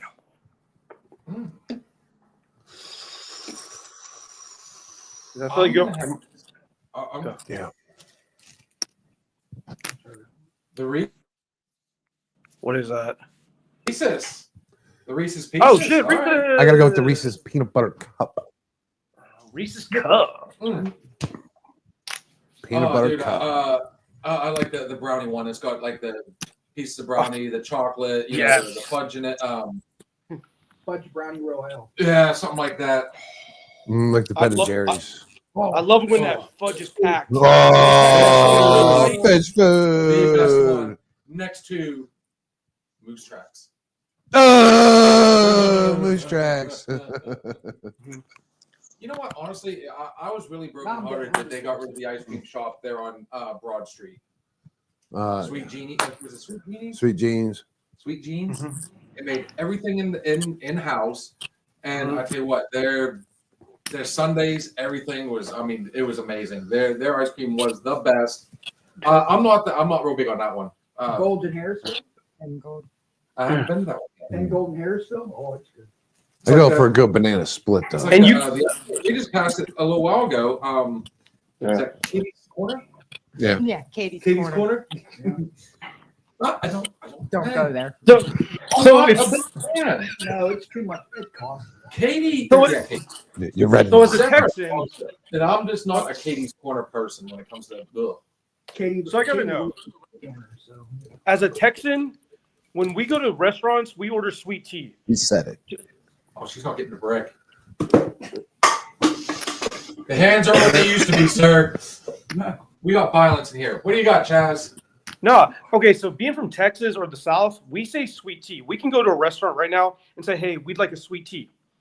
When it comes to y'all's neck of the woods, it isn't like that. If I ordered sweet tea in y'all's part of the country, they wouldn't give me a sweet tea, would they? What would it? How would it be described basically to y'all? We have sweet tea everywhere here. Really? That is one of my favorite things to get. Anywhere I can go, Cracker Barrel, McDonald's, Oh my God. the diner, Really? the gas station. I can always get a sweet tea. Really? Okay. Because I've been to places outside of Texas where up north where they gave you a cup of tea with sugar. They Used didn't to have it be. together. Dunkin' Donuts. Yeah, it used to be, but now you can always get a sweet tea. Okay, I didn't know that. When it comes to my favorite tea, my favorite lemonade, all those, Arnold Palmer. comes to town. Arnold We Palmer. always get I mean, and Sarah, you know, she over the years she's collected multiple. We got the Nice. big, huge cup, and they go in. They add the water, the ice, fresh squeeze. They put the right amount of sugar. Oh my God, dude! I can't wait. The Butler Fair is coming up very soon. The best tea, Aunt Jennifer says, iced tea lemonade with a shot of OJ in it. Let it sit in the sun for about 4 hours. You cannot beat Sunbrewed tea. Ready to say that. Cheers, sir. Sunbrewed tea. I will have pictures in my window right above the sink. I'll sit there. I'll soak the tea Dude, bags. you gotta put it outside. Let it get the sun. No, I don't trust the animals. I do. Inside or outside. Oh, Swiss rolls. Oh, you dirty bitch. Oof. Dude, gotta fucking get down on that. Dude, I blew my lunch money on them bad boys. They were like 25 cents. Do you remember when they were 99 cents for a whole box? A whole Little box. Debbie. Little Shit, Debbie. no, Rolls, the, three, you know, the three something, preserved- 3 something, guarantee it. Oh, Twinkies are my favorite. We could get them at lunchtime for a quarter. I bet, Mom, can I get an extra 50 cents? She's like, what? I'm like, Swiss rolls. And I would sit there and I would instead of spending $1.25 for lunch, I would spend $1.25 and I get like 8 Swiss rolls. Okay, so Aunt Jan just said, Stevie and William, you have to take a road trip and bring Edward to Philadelphia to visit. To show them what real food and real crime is. I've been in New Orleans, dude. I've been in New Orleans. Philadelphia. Arnold Palmer has one of the best teas around. Mhm. You got to know your teas. And a great golf. Hola! Hola! Muy bien. And for Edward to come down, oh God, Edward could be your step uncle here soon. For fuck's sake. There's a reason she has asked that Edward comes along. Mhm. Oh, He did his hair tonight just for her. How is the photography business going, Miss Juliana? Yes, your Swiss roll. What? What? What? Word. Yes, I will show them what real food is and real promise. Great. That being said, All right, I'll skip the food topics. Okay, let's go. Let's move on. She says, good. I have a bridal shower shoot Saturday. Nice. congratulations, man. Congrats. Yeah. There were some weddings towards the DJ. Let's move on. I'll go to Connecticut. So I'm gonna agree with what y'all said earlier about the NASCAR thing, especially Steve. NASCAR sucks right now, dude. NASCAR is boring.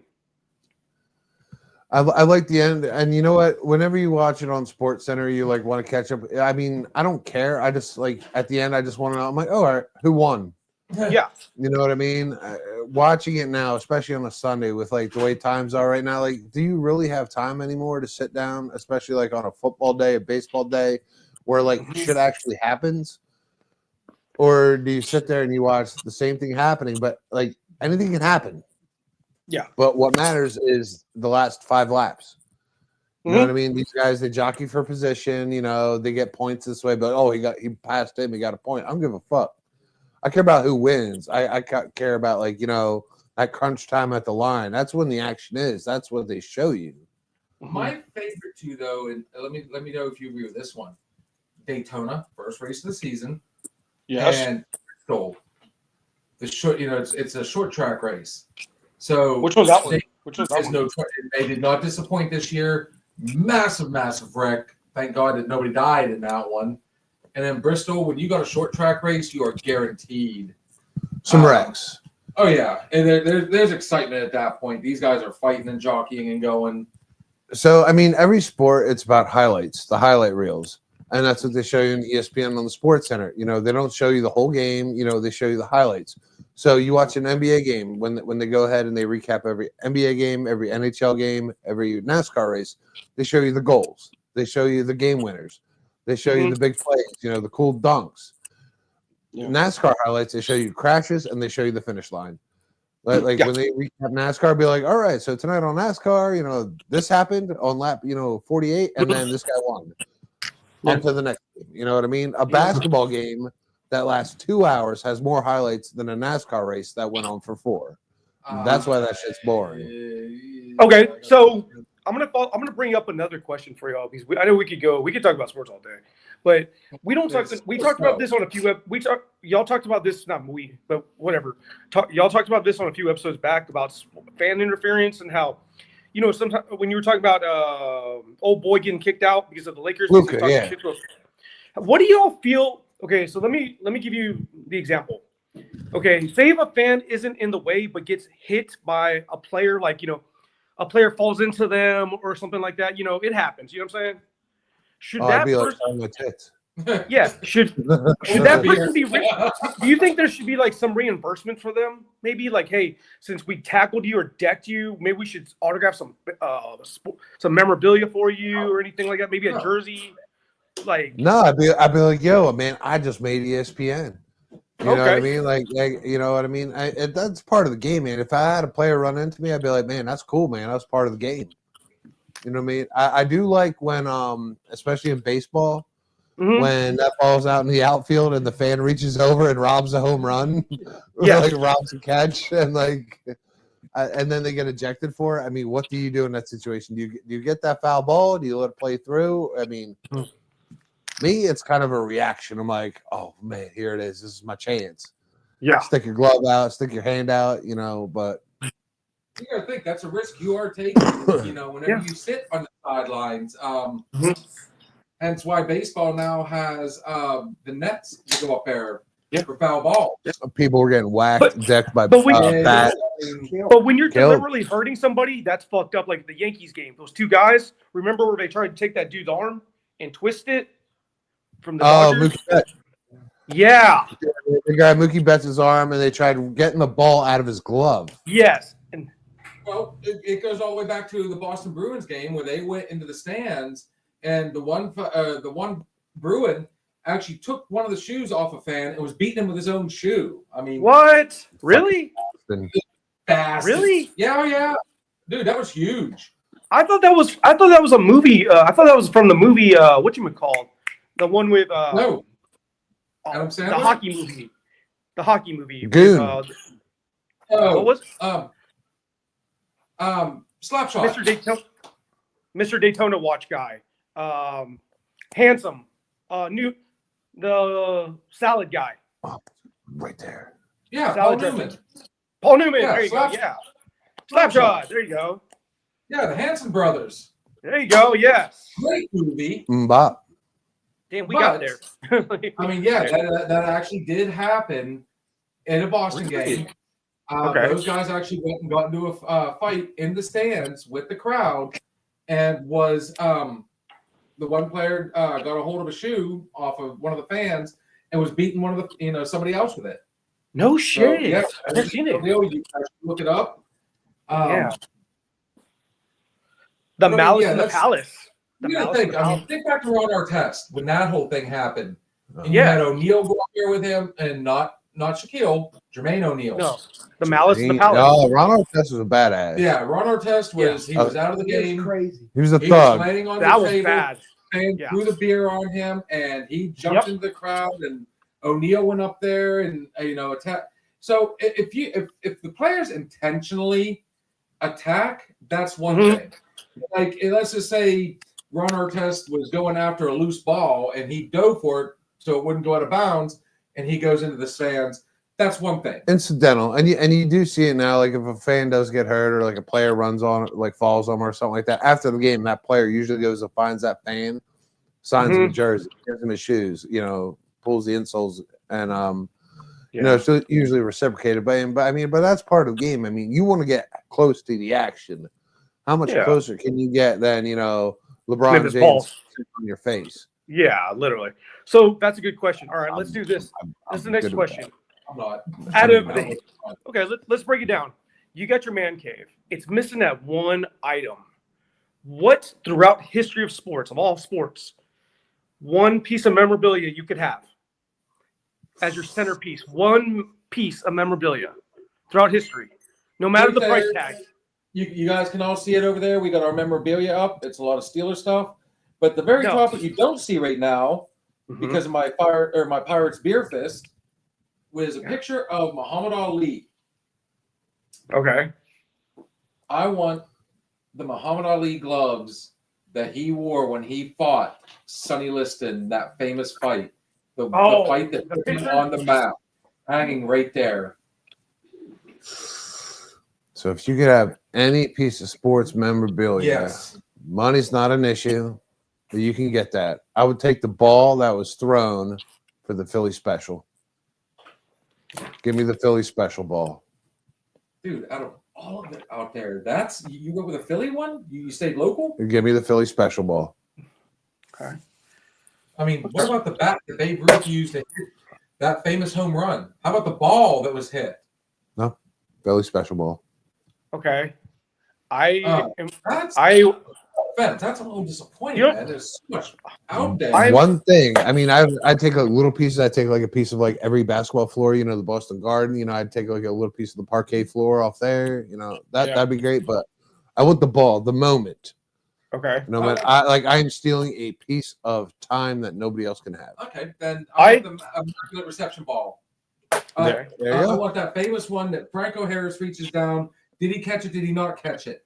Give me that Oh ball. yeah.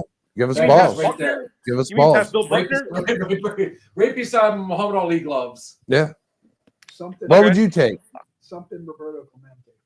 Ooh, Ooh, that's a good one. That's actually really good. anything Roberto Clemente. Jockstrap. Whatever. Okay. Whatever. I want to say I would love to have the skateboard that Tony Hawk did the 900 in. It's in the Smithsonian. The one he did at the X Games, he landed his 900 on the X Games because that was a changing for me as a kid. When remember watching it. The original 900 when he brought the 900 and got the first scored. Yes, the first 900. scored 900. Yes, Tony Hawk's board. So, you know what? I'll tell you what. Here's This- one for you then, since you're a this is skateboarding Smithsonian. fan. Did you ever see the movie The Grind? It's a skateboarding movie. It's about a bunch of friends. They want to get on the tour with a local, The rollerblade their local movie? guy became like this huge pro skater. Bam Margera's in it. Oh yeah, yeah, I Fox's remember in it. it. Yeah, I remember it. Part of it. Yeah. It was on the very last take. He finally did this signature, and I don't think he ever pulled it off again. Not that I could find, but that trick that he did at the very end, I don't think has ever been copied. That would be a good board. You're talking about the tray flip nose crooked. Tray flip crooked. Listen to fucking Captain Flip Kick over here. Maybe. Tray, But I Great mean, look. Bob Berkowitz, this movie, dude, it's a good movie. Then everybody from the video game. yes. Bob Berkowitz was, basically everybody that hung out with Viva La Bam, Ah. You know what? I would say I would agree with you about what you just said, Bill. But there's one person on that show. I can cuss on here, right? Yeah. Sure. Okay. Fuck. Fuck that fat guy, the one that touched those kids. Fuck him. DeVito. Yeah, Don fuck him. Vito. Don Fuck Vito. What a scumbag. He looked like a baby toucher. Yeah, fuck him.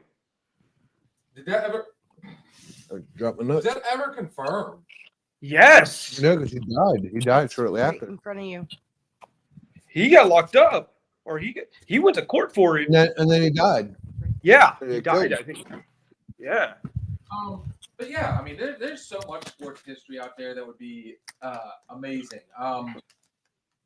Like I said, What's the Babe another Ruth one? hat or the ball. Babe Ruth- Okay. Yeah. 150. What's ball another one? that broke Babe Ruth's record, and then later that Japanese dude broke the record. Yeah. Remember when Tom Brady's jersey was stolen? It wouldn't break my heart not to have any Tom Brady jerseys out here. Maybe one of the balls he deflated. Okay. But Or like other than that, I maybe want like something that's gonna be like really remembered. Okay. Like here you go. How about the wrestling boots that Hulk Hogan wore when he slammed Andre the Giant at WrestleMania 3? That's a good one. That's a damn good one. Okay. I mean, I if thought you were had gonna the option, I want a piece of time, not like a piece of something. Like I want, like something that can't be taken back. Like I'm holding a second of time that like can never be replicated. Yeah. Okay. The Ali gloves are great. I love the Ali. The Ali gloves are great. I think that's a good one. It's like having the same thing as like your kid's first home run ball, or like that feel that moment of time, like that kind of feeling. You know what I mean? Like first Mhm. 3-pointer, first game winner, something like that. You're taking back. You're keeping that piece of time. You know, I mean, your first foul ball. You know what I mean? Yeah. Shit like that. Like that shit you hold near. You're holding time in your hands that will never happen again. That like was monumental in your life. So now Yeah. we have the opportunity to go ahead and take that from all the sports history. Well, I'll tell you what, if you want to get personal like that, what about the first time you ever dunked? How would you like to have that ball back? Never happened. Never happened. You didn't get up. Yeah, I don't have to worry about that. Yeah, Sky. Yeah. Like I got a picture of the first time I dunked. I have that. I was blessed to have that in the newspaper. I was like, holy shit, that was me. I'll tell you what, I want my shoes back that I had my very first wrestling match that I pinned that kid because my very first ever time on the mat against somebody, Damn. I had like zero idea what I was doing, but Okay. I got out there and I was nervous as fuck before I got out there. I'll be honest. Like I was. Every time I've competed, there's always that jitter ahead of time. Yeah. But once I got out there and we started, I shot. The kid sprawled. It was a sloppy shot on my end, but we scrambled. He messed up, and literally I pinned him with 1 second left. She was right there, and the ref went. And it was a crazy pin, too. Like, I had him in a cradle. And he was kicking. And at the time, dude, I was super flexible. And I was able to get my leg the way I had him cradled up and over, caught his leg. And not only do I have him in a cradle, now I've got him in a banana split. And he was done. I wish I got a video, something of that, because I'll tell you what, that feeling, that first time was incredible. Okay. That's a good one. That's mine. That was a great question. Yeah. Yeah. But Okay. on that note, we have hit 2 the hours. mark, 2 hours. everybody. Oh, you guys are going for 4 hours tonight? I don't feel like going 6 hours total. I mean, we already gone, so let's not hit the trifecta tonight, folks. This was fun. Yeah. Always a blast. I think we I'm going to tell you right now, this man right here is his knowledge. When it comes to football, him and I can compete. But I tell you what, he does keep up more now today than what I do anymore. So it's always fun, This is like the Solon part of the year in sports, because right now we're about to get into hockey playoffs. Right now we're about to get into NBA playoffs. Right now we're about to get into the English Premier League, Germany Bundesliga. Like we're about to hit playoff season. So right now, like teams are just playing to play, develop players, get them some statistics and things like that. There are very few. I think Vancouver's playing tonight, whatever in hockey that actually has implications. I think they're playing Minnesota. No, Minnesota played last night. But there's very few games that actually have playoff implications right now. But like in the coming weeks when we do this, there is going to be playoff. We're rapidly approaching, by the way, can I interject on one thing? What's that? We are rapidly approaching, and night one is on a Thursday night, obviously, the NFL draft. Oh, we will be live. We will be live. We will be live. And we on will the be draft. keeping up with it. Everybody's phone's going to be going off. And I tell you what, for you, I'm sure you'll be watching what the Steelers or It's on a the Thursday? yeah. Oh, we will be here live getting hammered for the draft. And As the Steelers with the number 21st pick, take Jackson Dart. no fucking way. Dude, that is the number one right now. He is climbing the charts. Mark my words. It looks like we are going to take Jackson Dart, unless we do something stupid and take Side bet. Well, they said today one of the NFL combines, a 6'2", 332-pound defensive tackle from Houston named Caldwell was there visiting with the Steelers. Do you want to do research or you want to side bet? Oh, I've done doing research. You don't think I've been following If this? the Steelers take Jackson Dart in the first round, I will shave my beard and grow a Paul Skeens mustache. And if they do not take Jackson Dart, you must shave the beard and grow a Paul Skeens mustache. Do Do you agree, sir? Game on. Someone's going skiing. Oh, she's gonna kill me. Dude, you know we're gonna be on the edge of our seats that night watching. And if Jackson Dart goes early, the closer it gets, as long as Jackson Dart doesn't go anywhere else, everybody's gonna be sitting there because we're gonna do it live that night too. Bill's going down to Pittsburgh tomorrow and like promote They said maybe Milrow too. For now, you know. I'm thinking they're taking Miller, but you know, hey, sweet skiing's got a sweet stash. Actually, I'll let you. I'll do one even better. I'll let you shave me. Oh, Ew. Ew. There it is. Ew. All right, guys. Too On much. that note, Too much. Too much. thanks for joining us tonight for our Thirsty Thursday Sports Night. Always fun, Edward. Thank you, everybody that has commented. Make sure you check us out Sunday night for our Sunday night weekend hangover. Monday night, open bartender night. This gentleman to my right will be your bartender that night. Let's see how you do on your drinks. So you better do some thinking. I came up with 2 that night. There's one thing in sports that we forgot: What's that? the collapse of the concert venue in Dominican Republic. Oh shit! Yeah, that's right.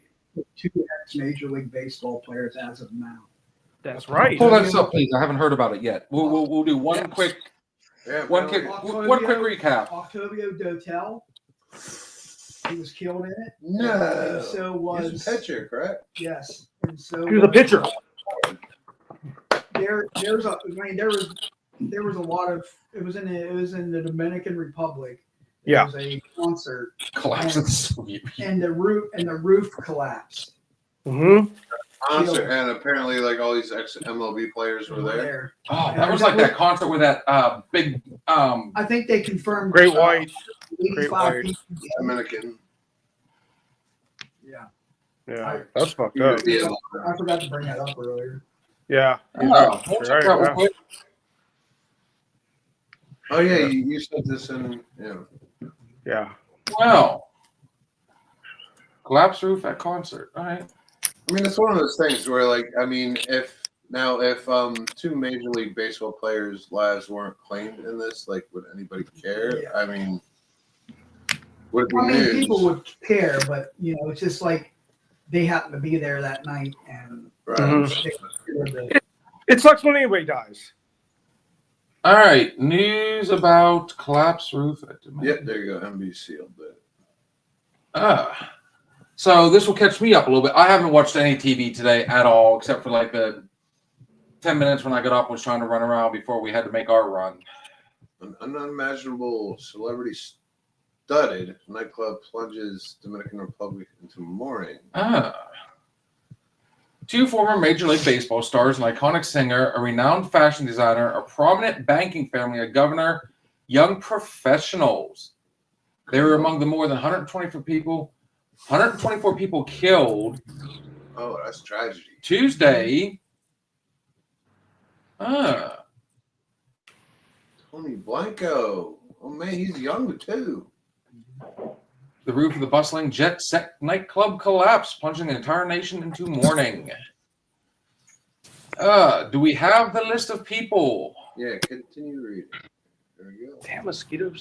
Death toll is likely to reach even higher as countless others remain missing Wednesday. Search crews continue to sort out through the rubble and forensic specialists trying to identify the tombstones. Thank you, Miss Carissa.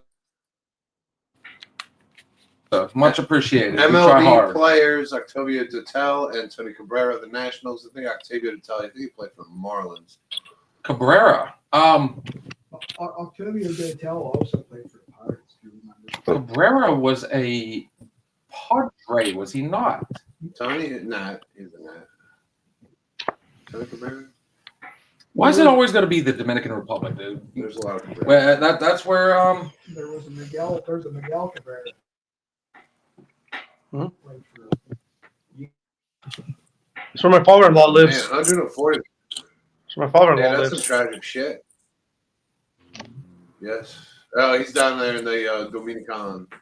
Yeah. well, Yeah. Major League Baseball paid tribute to Tal Cabrera on social media. Dozens of people showed up at the governor's office in Montecristi province, where Cruz remains. Tuesday evening ahead of ceremony. Oh, that's tragic, man. Yeah.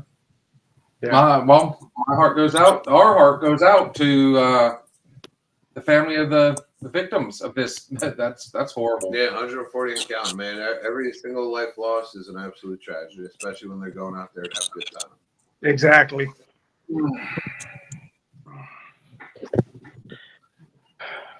On that note, here we go. Cheers.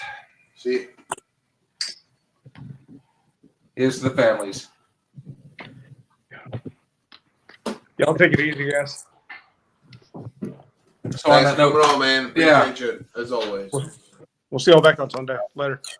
All right, brother. all right, brother. Have a good one. Peace. Again, make sure you check us out Monday night. This gentleman right here will be your guest bartender. Trying to bring back the come to your bartender with your questions, your concerns. You had a shitty day. Hell, we don't care if you ask if the sky was blue. Come one, come all. Bring your questions. Wednesday night is our Wednesday night open bar. Always fun, always unpredictable. You never know. This one in particular, though, coming up, we will have from Savannah, Georgia, the Delta Circle Country Band. Make sure you get on there. Check them out on YouTube, TikTok, They're on it all. They're Wherever. on X. Apple Music, man. You can find them on iHeart, Spotify. Yes, you can look their stuff up on YouTube. Can't wait to talk to these guys. Yeah, we'll drop the link during the show, man, and give everybody the opportunity to get in there and talk to a rock band face to face. So on that note, folks, again, thank you for joining us. We will talk to y'all later, but remember, everything we say on this show is just our opinion. But then again, It just might be the alcohol talking. cheers. Looking for a party, good man, have you found it? Another shot is coming, raw and unbounded. The whiskey's always talking and the beer's overflowing. Another shot is gonna hit you with a mind overloaded, loaded. The bar is always open with no inhibitions. Another shot will leave your sensories twitching. Just remember, everything we say is just our opinion. But then again, it might be the